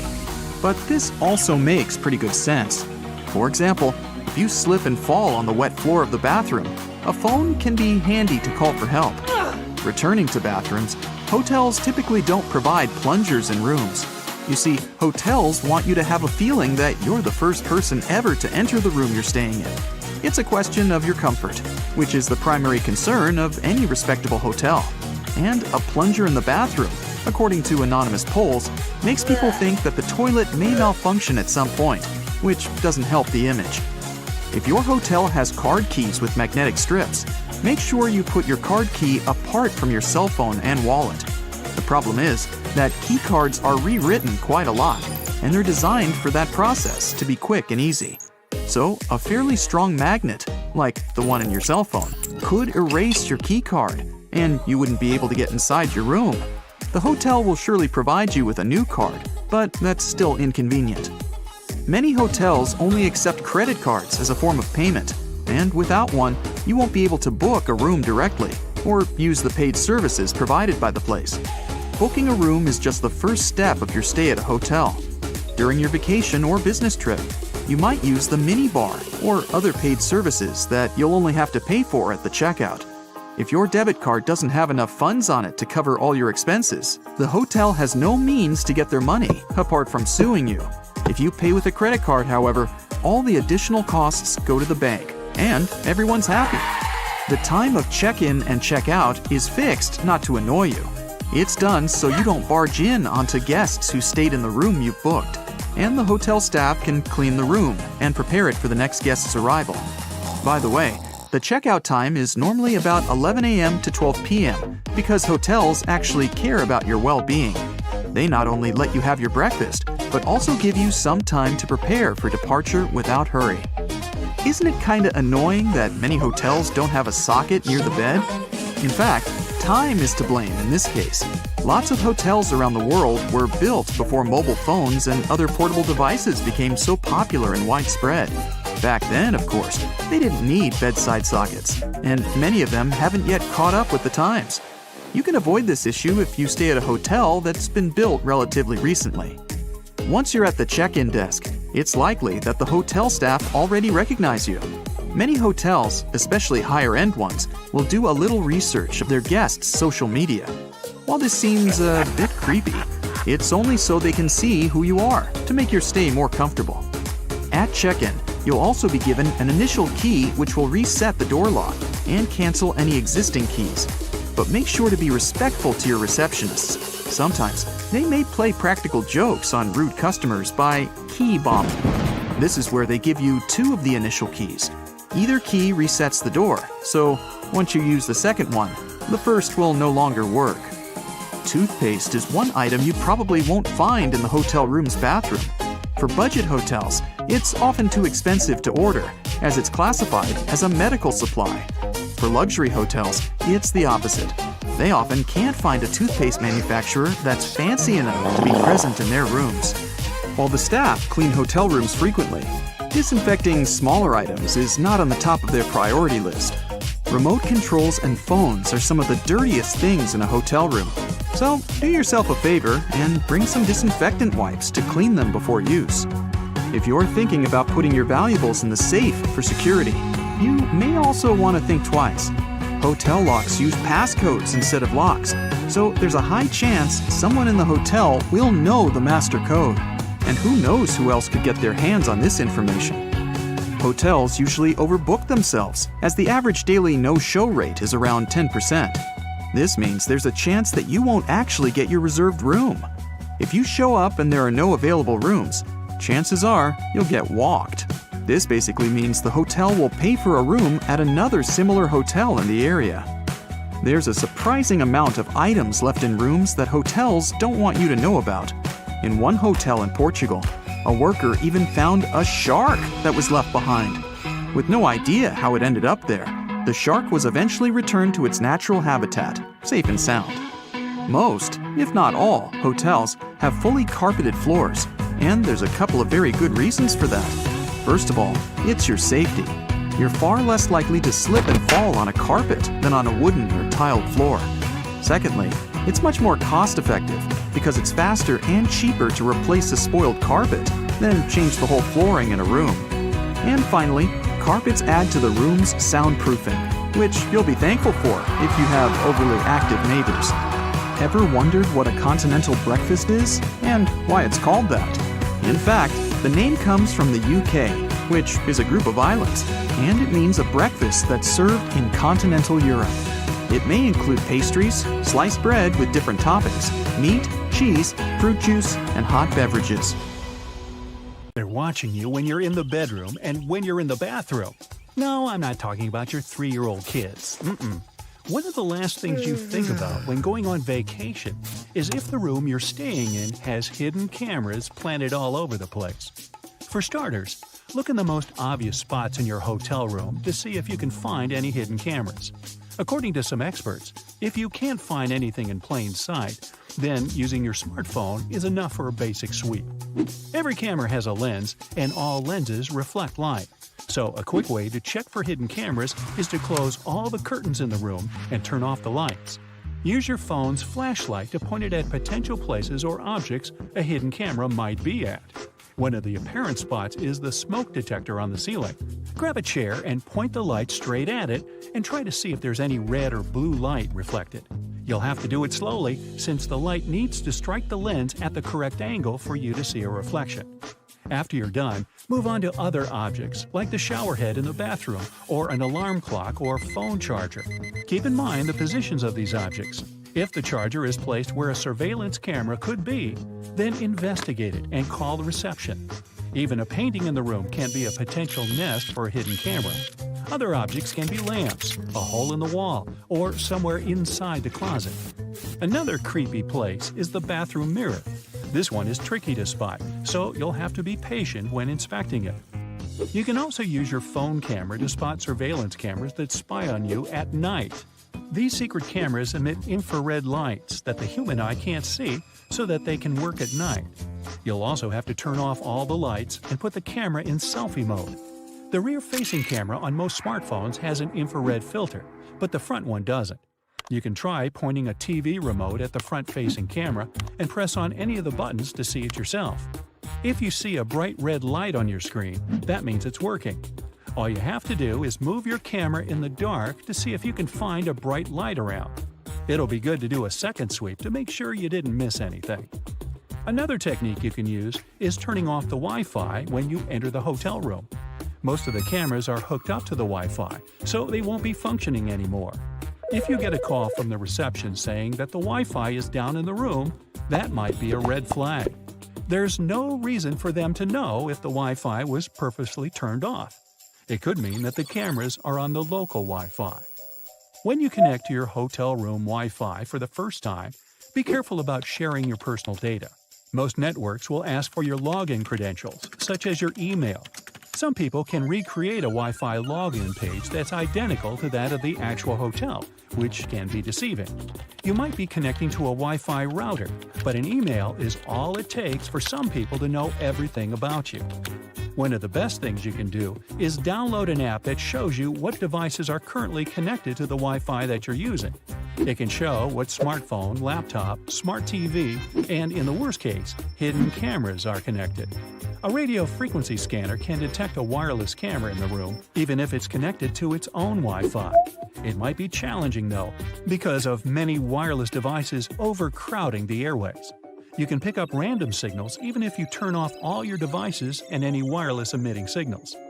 Intrusion into your personal life can go so far as someone tapping your mobile phone or landline to listen to your conversations. One way of eavesdropping on people's conversations is installing a microphone to a line that sends the audio wirelessly to a recorder from a remote transmitter. Almost anyone can get their hands on such equipment since it's not too expensive to buy and is available in many shops and online. If you notice strange sounds while talking on the phone, like clicking, distant voices, or that sound similar to an old record playing, then chances are someone is listening to your phone calls. These sounds aren't typical for a regular modern cell phone. Most bugging software runs in the background of your phone without you knowing, which drains the battery. There can be many explanations for why your phone battery keeps draining, but some software living on your phone, viruses, and malware will likely be the reason. You can also look out for unusual phone activity when you're not using your gadget. If your notifications keep popping up and you muted them, then maybe your phone is being bugged. In that case, they do not only have access to your phone calls, but your actual phone. They can fish out any picture, video, file, and information you have without you knowing it. If you try powering off your phone and it takes way longer than usual, it can be another sign of someone tracking your phone. For the phone to completely shut down, it needs to log out of all the tasks and activities properly. If your phone is transferring data to someone remotely, it might be the reason for the delay in shutting down. One of the biggest red flags is if you receive text messages that have random symbols and numbers. The ones who tap your phone use some illegal software, which sometimes requires them to receive secret codes. Make sure the text messages aren't something you subscribe to. Otherwise, contact someone who can help. If you scroll through your apps and notice something that shouldn't be there, or something that looks fishy, the app could be a disguise for a spying app. Also, check for weird history in your browsers for stuff you didn't search. You might notice your phone turning on and off randomly without you touching your phone. And worst of all, they can turn on your phone camera anytime they want without you knowing. If you feel like your phone is tampered with, then you have to factory reset everything. It wipes out all the data, including files, settings, and apps. The same risks apply to your laptop.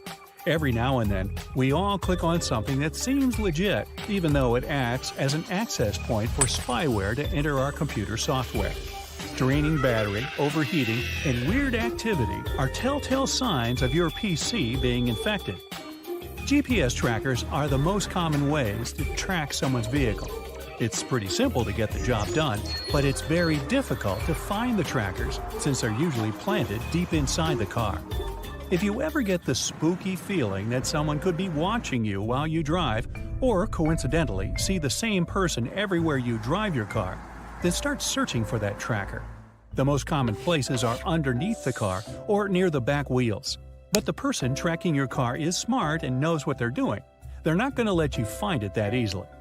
If you find nothing on the outside of your vehicle, then try looking on the inside.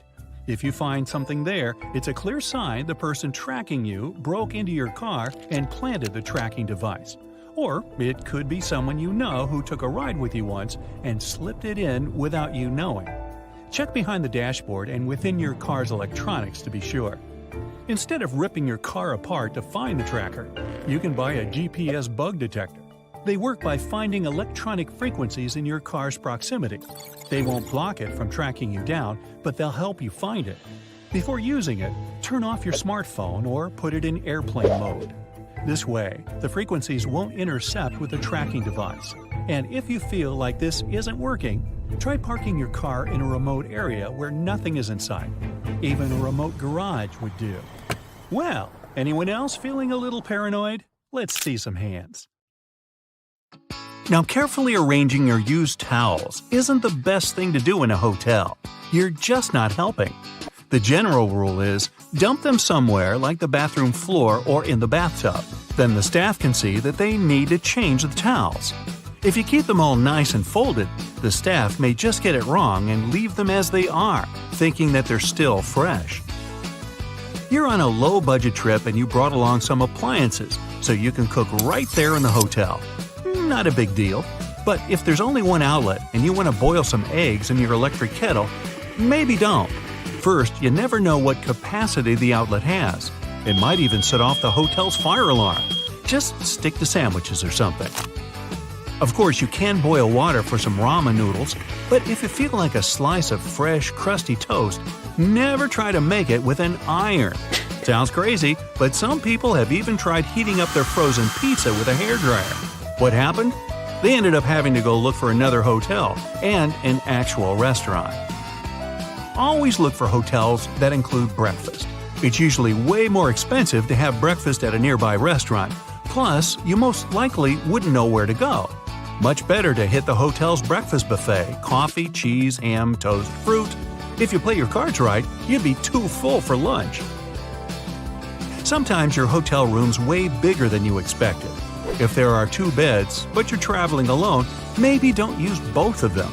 That'll just add a bunch of unnecessary work for the hotel staff. Even though room service includes cleaning, it's polite to do some basic tidying up yourself before you leave. Pick up any paper lying around. Wipe up that coffee you spilled on the floor. Don't make the bed though. The staff's going to replace the sheets no matter what. Plus, if you make the bed right after you get up, you're just actually creating a lovely dark environment for tiny dust mites. Yeah, bugs might be a real issue. Even the best hotels with the best staff can be powerless against those little guys. Put your luggage in the bathtub first. It's the cleanest place in the room. Then check the place over for bugs. If you don't see any, start unpacking. So, no bugs. But what about mold?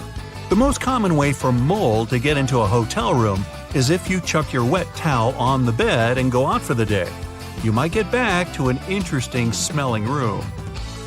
If you're going to be traveling a lot and plan on using the same hotel chain more than once, don't try to trick the hotel into thinking you never drank that soda from the minibar.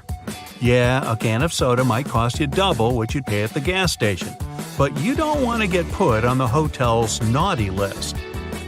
This one sounds hilarious, but still, no one should ever be boiling their socks or any other item of clothing in the kettle that comes in the hotel room. Some hotel managers claim to have seen it happen. Just send your clothes off to the hotel's cleaning service people. If you love sleeping on a thick pillow, ask the front desk for an extra one. Don't even think about moving that cushion from the couch. Chances are, it's never really been washed. Saying thank you is always polite, but a nice tip would go down even better. It's not that polite to leave your room service tip on the last day of your stay. Different people might have been cleaning your room, so only tipping the last one is kind of unfair. If you decide to leave your tip on the very last day, leave a note along with it to make sure they share it with their coworkers. You can also tip the parking valets when you drop off and pick up your car. And in general, don't be shy. You can tip a door person, a porter. Those small tips can add up, and they'll be really grateful for any extra cash. Taking reusable items from your hotel room as a souvenir is a big no-no, though it's okay to grab those shampoos, conditioners, lotions, soap, combs, sewing kits. That stuff can save you an emergency. Leave those towels, glasses, and dishes behind for the next guest. If your room has the bathrobe of your dreams, you can always go to the front desk and ask if you can buy one. If you try to take one with you without asking for permission, chances are your credit card is going to be charged for it later. By the way, don't dry hotel towels out on the balcony. If you end up saying goodbye to one of them just because the wind took it away, or was it some shady neighbor, you'll be the one who's going to pay for it. They're just plain white towels, but they can be pretty pricey. Don't be too shy to call down to the front desk and ask for a late checkout. It's probably not a big deal for the hotel, but it might make all the difference to you. Hotels know you might be more likely to choose them again or leave a nice tip if they give you a few extra hours in your room. If they say no, well, at least you tried. One thing you can do to help the staff out when you leave is to air out your room. That small step is one of the most time-consuming things they have to do, and they have to clean the rooms really fast. Just leave the windows open to freshen the room up a bit. If it's really hot outside, you can even leave the air conditioning on. Just don't do both at the same time. Leave the TV remote on the desk, any cutlery on the table, and all the chairs back in their places. It'll save housekeeping a lot of time. They're already in a huge rush. Imagine cleaning hundreds of rooms every single day. Accidents can happen anywhere, and it's okay if you accidentally drop a glass and it breaks. But don't try to get away with it. Give the front desk a call. They probably won't even charge you for such a minor accident. Plus, management might think the housekeeping staff broke it, and they might make them pay for a replacement. Never turn down a chance to join your hotel's reward program. It's usually free, and you can get it after your first stay. If you travel a lot, try to choose those big chain hotels that give you bonuses every time you book. You could get bumped up to a suite, get better Wi-Fi, a free gym pass, or even a free night. Beware of steamy showers. If you accidentally release all that water vapor into your room at the same time, you might trigger the hotel's fire alarm. They keep those things extra sensitive just to be on the safe side. So make sure you keep the door shut next time you steam up the place. If you're traveling with a pet, let the hotel know about it beforehand. Pet policies can differ from one hotel to another, and if you have a more unusual pet, better double check. It might be a pet-friendly hotel, but you probably can't show up with your pet peacock. If they say no, they'll usually be able to tell you about another hotel nearby. Trying to hide your little furry friend isn't the best idea. Dogs can be super noisy, so can cats, so can peacocks. You're going to be looking at a hefty fine if they catch you. Booking etiquette is a bit different now than it used to be. You used to have to confirm your stay at some hotels by writing them a letter. Nowadays, just make sure you have all your booking info handy on your phone. That'll make the front desk people pretty happy. If it's a big hotel, they might have hundreds of people checking in the span of a few hours. The front desk staff are usually super busy managing guests, deliveries, events, emergencies, a random peacock running through the lobby, and so forth. Just a nugget of advice: don't disturb them for every minor question you might have. Check out that booklet that's normally hanging out on the bedside table. The answer is most likely in there. Enjoy your stay.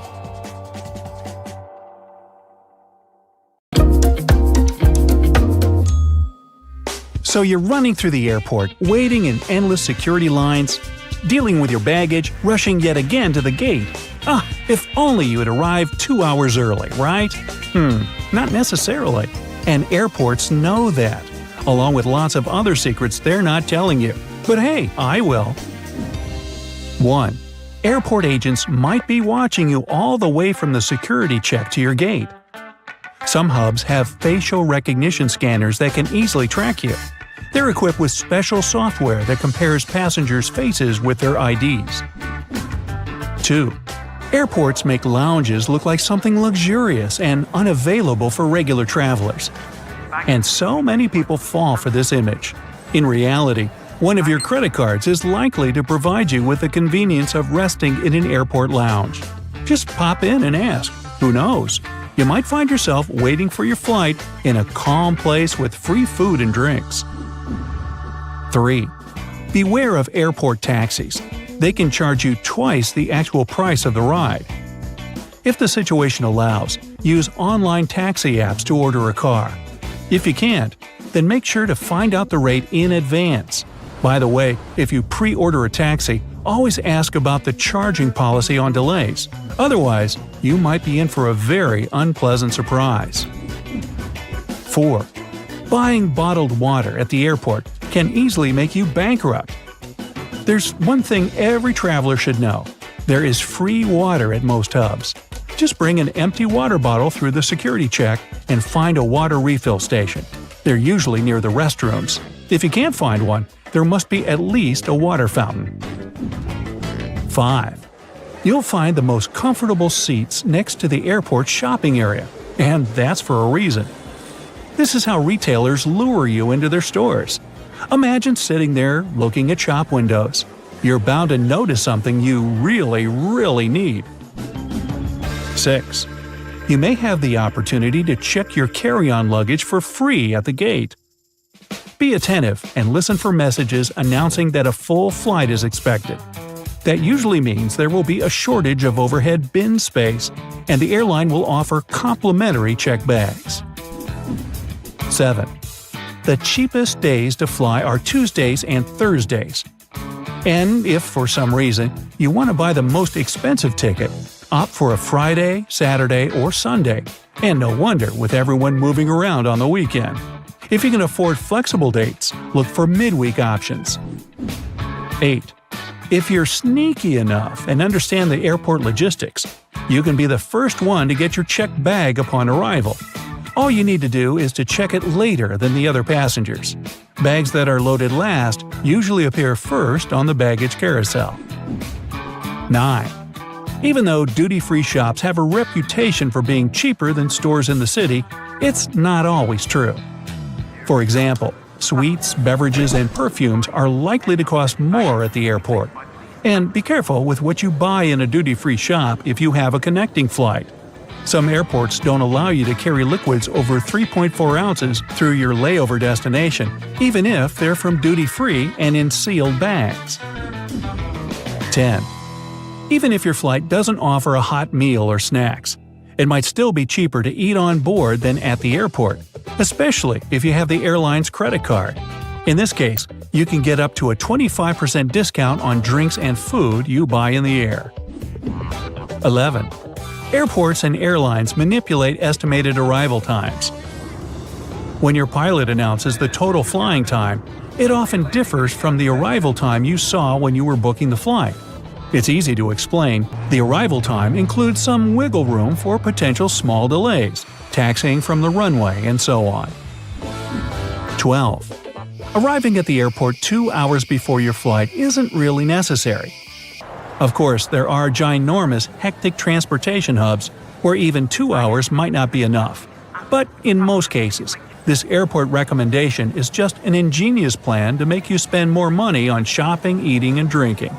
After you pass all the security checks and passport control, you have the golden hour ahead. That's 60 minutes during which you're most likely to open your wallet to buy a coffee and sandwich, get a book to read, or even spend a hefty sum on a new perfume. 13. A celebrity chef restaurant at the airport might not be as good as it would be if you visited the real thing. Not chefs themselves, but special restaurant companies are responsible for airport outlets. One of the reasons is extremely strict security that surrounds airport deliveries, including food. You may still have a nice meal, but it won't be the same. 14. A nice conversation with a security agent might not be what it seems. It's not that they don't find you fascinating, but getting all chatty could be a special technique that checks your behavior. It's their way to make sure you aren't a suspicious character.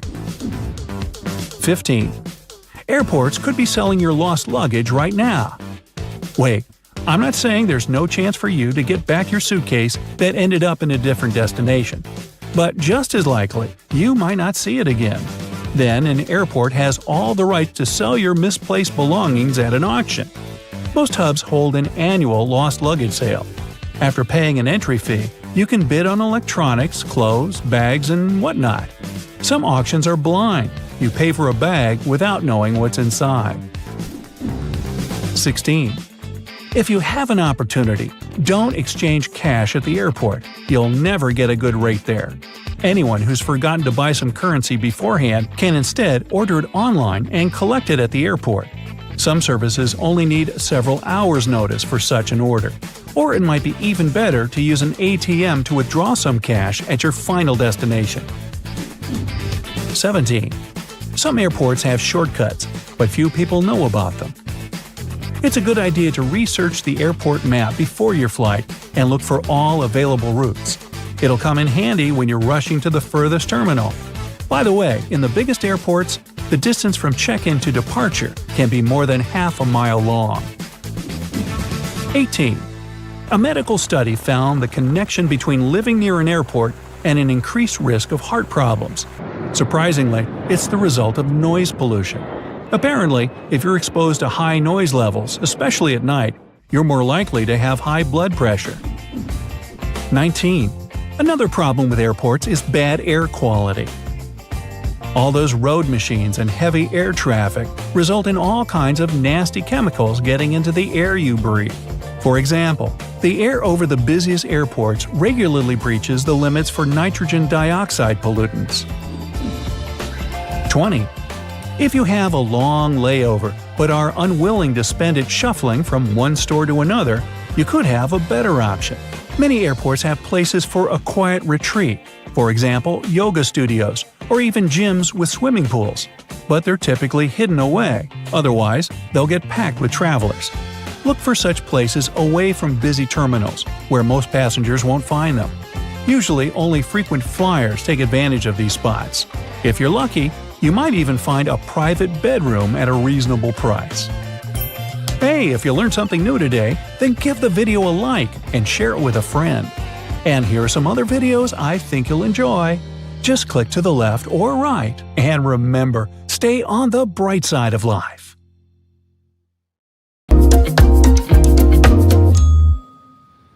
Good morning and welcome aboard.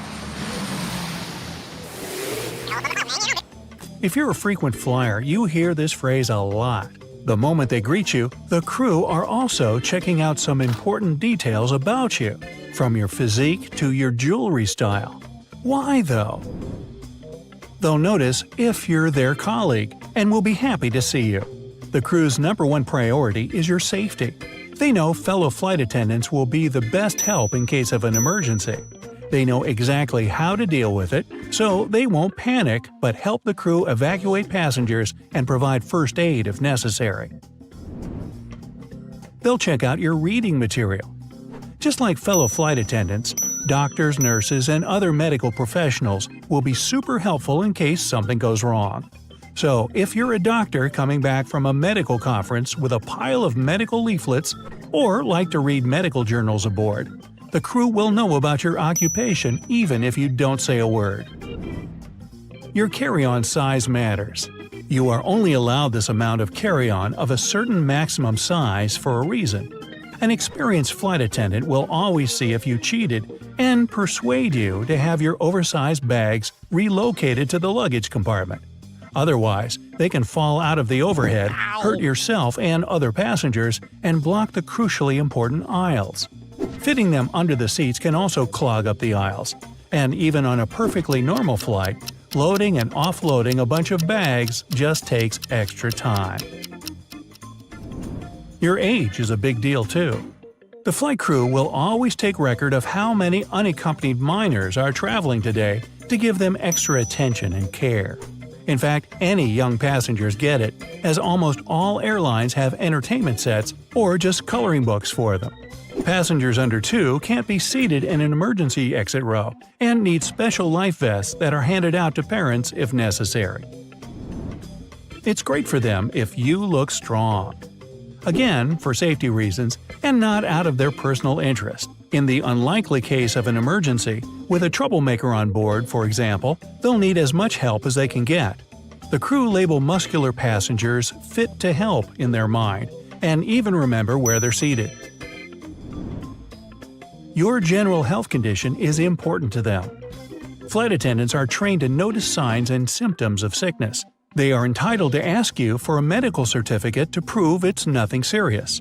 First, they do it for your own safety and well-being. Cabin air pressure and change of altitude won't help if you're feeling bad. Second, no one wants to land the plane halfway there because of a sudden medical emergency. And finally, communicable diseases can easily spread from one passenger to others in an enclosed plane environment, and no one wants that. They can tell how many weeks a pregnant woman is. Experienced flight attendants have learned to tell which trimester pregnant passengers are in. After a certain number of weeks, they are normally required to have a medical note saying it's safe for them to fly. They care if you're nice to them. They have to say hello over 100 times per flight, and they really appreciate if you care to say the same back at them once. Add a smile and eye contact, and you can hope for special treatment, including an extra meal or even a class upgrade. They do remember if you're unfriendly. If, for some reason, you can't utter a hello on entering the plane, you're not just demonstrating bad manners. In fact, the crew are testing passengers in this way. The grumpy ones are marked as possibly hostile. Flight attendants will know not to ask these people for help in case of an emergency. Avoiding eye contact speaks volumes too. The second part of passenger testing is trying to establish eye contact with them. If a person looks away, it's a reason to be alarmed. It can't be 100% evidence they are plotting something dangerous, but it's one of the signs a person has something they're ashamed of on their mind. They notice how you treat other passengers too. If you push your way through the crowd during landing and yell at other passengers to move on, the crew will take note of that and mark you as a potential troublemaker. If you help others lift their bags, smile, and start a small talk with passengers who clearly feel nervous, they'll definitely appreciate it and reward you with some bonus treats. The way you speak can give away your plans. Speaking too fast or too slowly, hesitating when asked the most basic questions, and dropping a lot of interjections are all clear signs of anxiety. It's typical of criminals plotting something mean. Scratching your head and wrists, unnaturally tense facial muscles, stiff movements, coughing, excessive nodding, and head shaking speak of the same. No one will take you off the flight for it, but it will draw some extra attention of the crew to you. They will know if you're aerophobic. If you're always nervously smiling or laughing, squeezing your armrest, or playing with your headphone cord, flight attendants will guess you have aerophobia, and they'll do their best to make you feel comfortable. They'll try to cheer you up, and if it doesn't work, they'll leave you alone and keep an eye out from the distance to help prevent a starting panic attack. Speaking of aerophobia and panic attacks, I think I'm having one right now. Just kidding. Let me ask you, do you love flying or do you feel uncomfortable in the air? Let me know in the comment section below. The way you're dressed can make a difference. If you are well-dressed and well-groomed, you have higher chances of a class upgrade. It takes some style to travel in business and first, you know. Another reason the crew check out your outfit is to see if anything you're wearing can be an obstacle if you have to leave the plane in an emergency. It's not just stuff that's loose or bulky, but also flammable materials. They care what kind of jewelry you're wearing. It matters just as much as clothing when it comes to safety. Massive earrings or bracelets can slow down evacuation. Who you're boarding with is also important. If you're traveling with your family, but for some reason have seats in different rows, the crew can try to seat you together during boarding. It will make the flight more pleasant for everyone on board. One more important thing here: if the physically fit man they've noticed a few points ago is with his family, the crew will have to look for someone else as a prospective help. A family man will more likely save his dear ones first and not risk his life for other passengers. They have an eye for contraband items. Flight attendants have a sharp eye and can notice if you're trying to smuggle any forbidden items from the duty-free shop and use them during the flight. Some people also smuggle their miniature pets in purses and handbags. They can single out frequent flyers. Frequent flyers like to get the special treatment they deserve for their loyalty to the airline. They will unlikely put on a name tag with their flight status on it, but when the crew do research on passengers, they get an idea of what those people look like. All the factors I mentioned help the crew in making your flight the safest.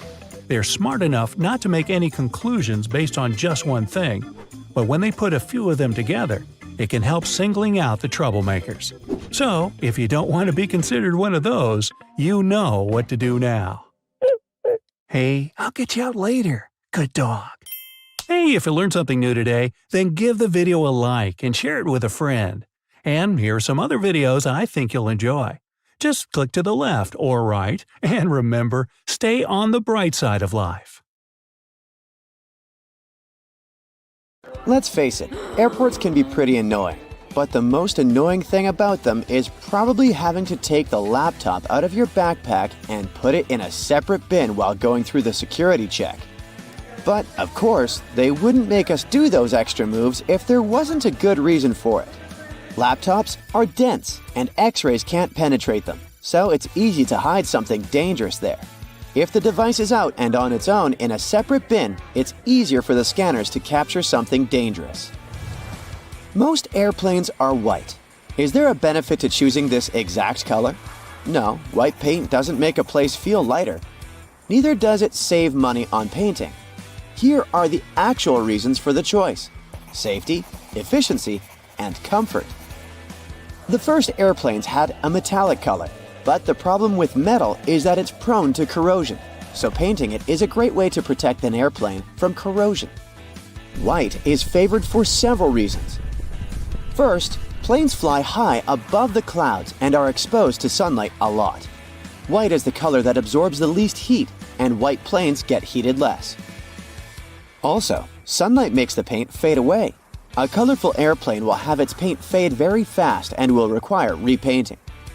And repainting is costly, so painting aircraft white is a more lasting choice. Also, any damage is more easily noticed on a white surface. So that's one more point for the white color. We always board from the left side of the plane, every single time, no exceptions. For some reason, the right side just doesn't seem to be an option. Yes, that's done on purpose. First, the captain usually sits on the left. This way, it's easier for the pilot to align the plane with the terminal jet bridge. Also, aircraft are fueled and loaded with baggage on the right side. Since people board the plane from the left, the crew can do their job undisturbed, and there's no danger to passengers. Consistency with the choice of a side helps to make everything work more effectively. Since everyone always enters from the left, all jet bridges are designed to get attached to the left side of the airplane. If every airplane had the freedom to choose the side, it would create an additional mess for the logistics behind the process. There are more questions popping up, like what does this black triangle drawn above one of the windows mean? Apparently, it marks the seat from which the view of the airplane's wing is the best. It's needed for the crew to find the spot as fast as possible if, in case of an emergency, they need to inspect the engines, slats, or flaps. This mark saves a lot of time. Next, the rows aren't well aligned with the windows. This is business. Originally, all planes are designed with rows and windows lining up perfectly. But when an airline buys a jet, they add some additional seats, squeezing them closer together.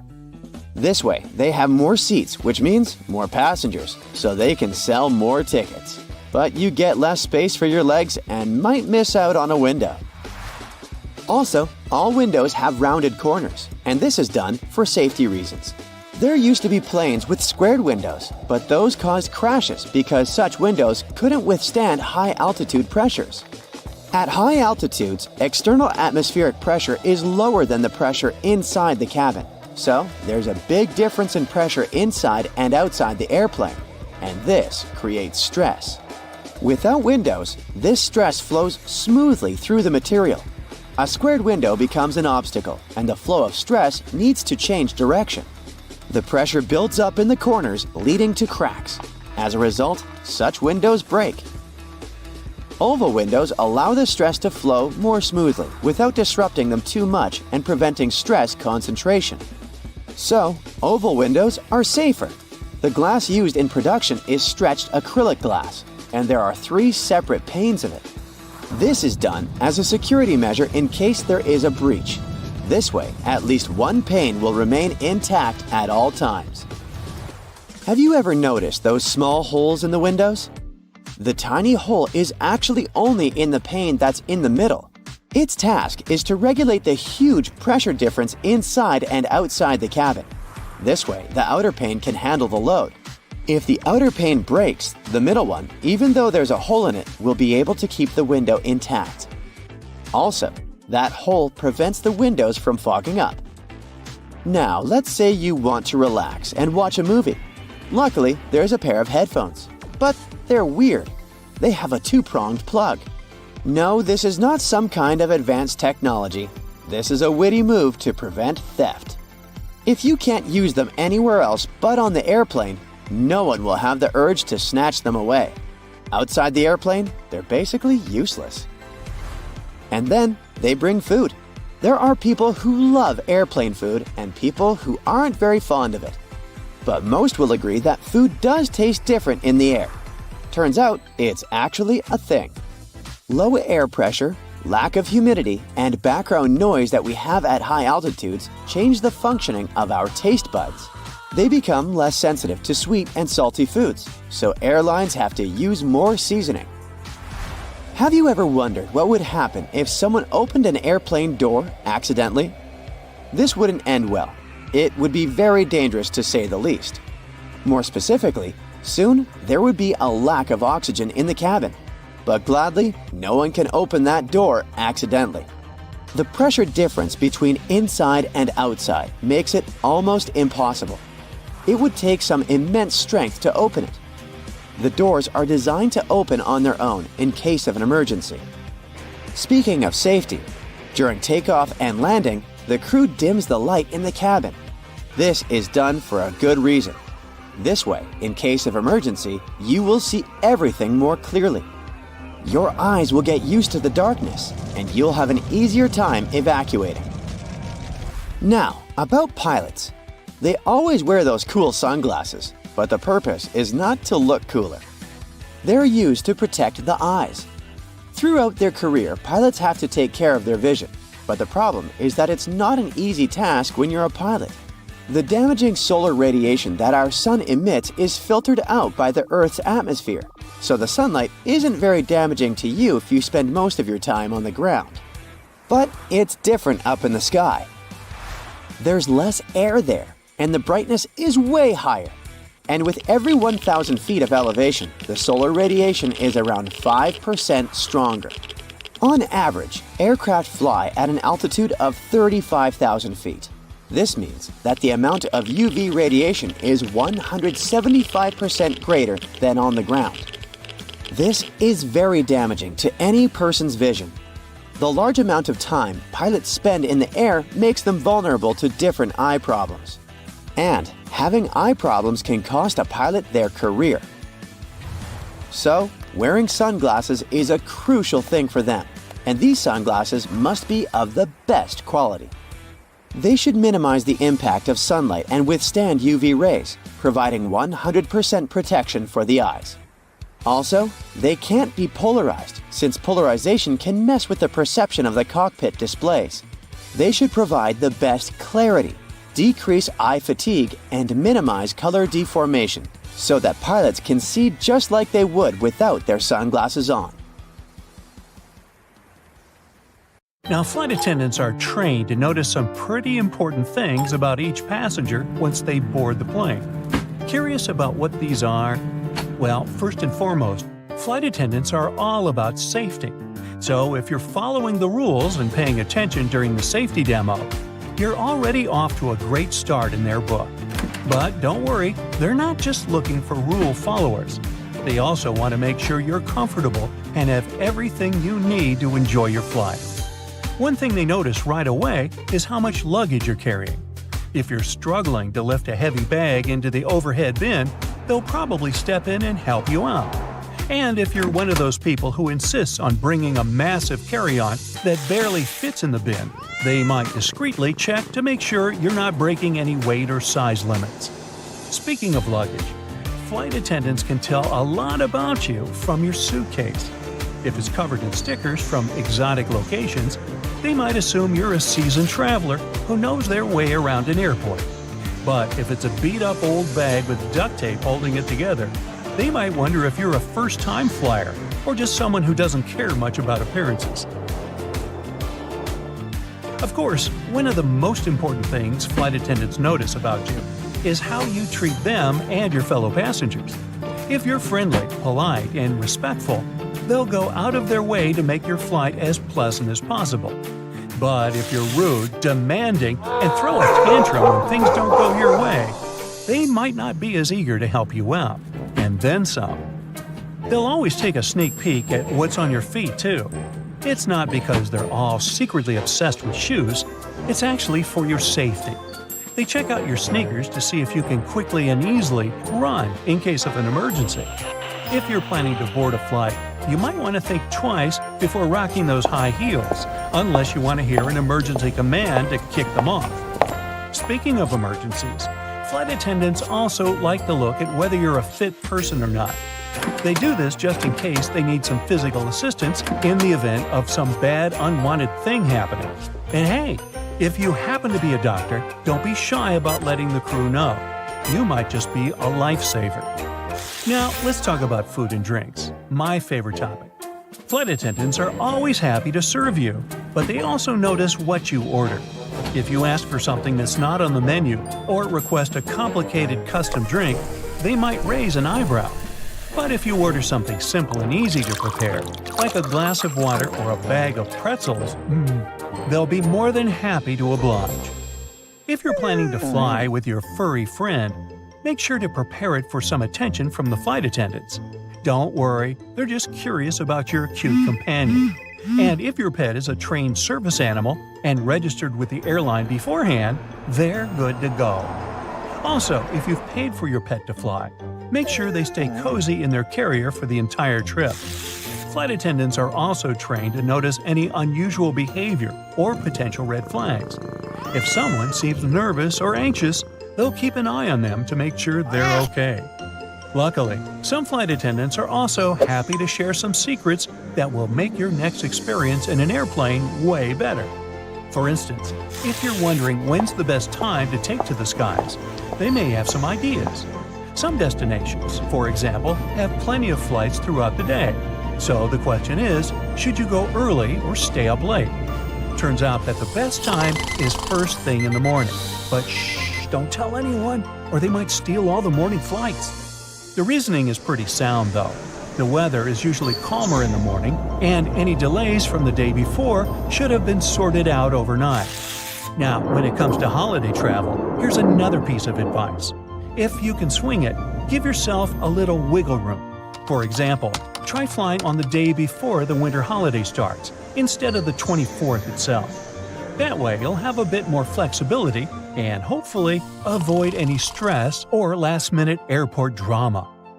What can you do when it comes to delays, you might wonder? Well, they can happen at any time, unfortunately, and there's not much a flight attendant can do about it.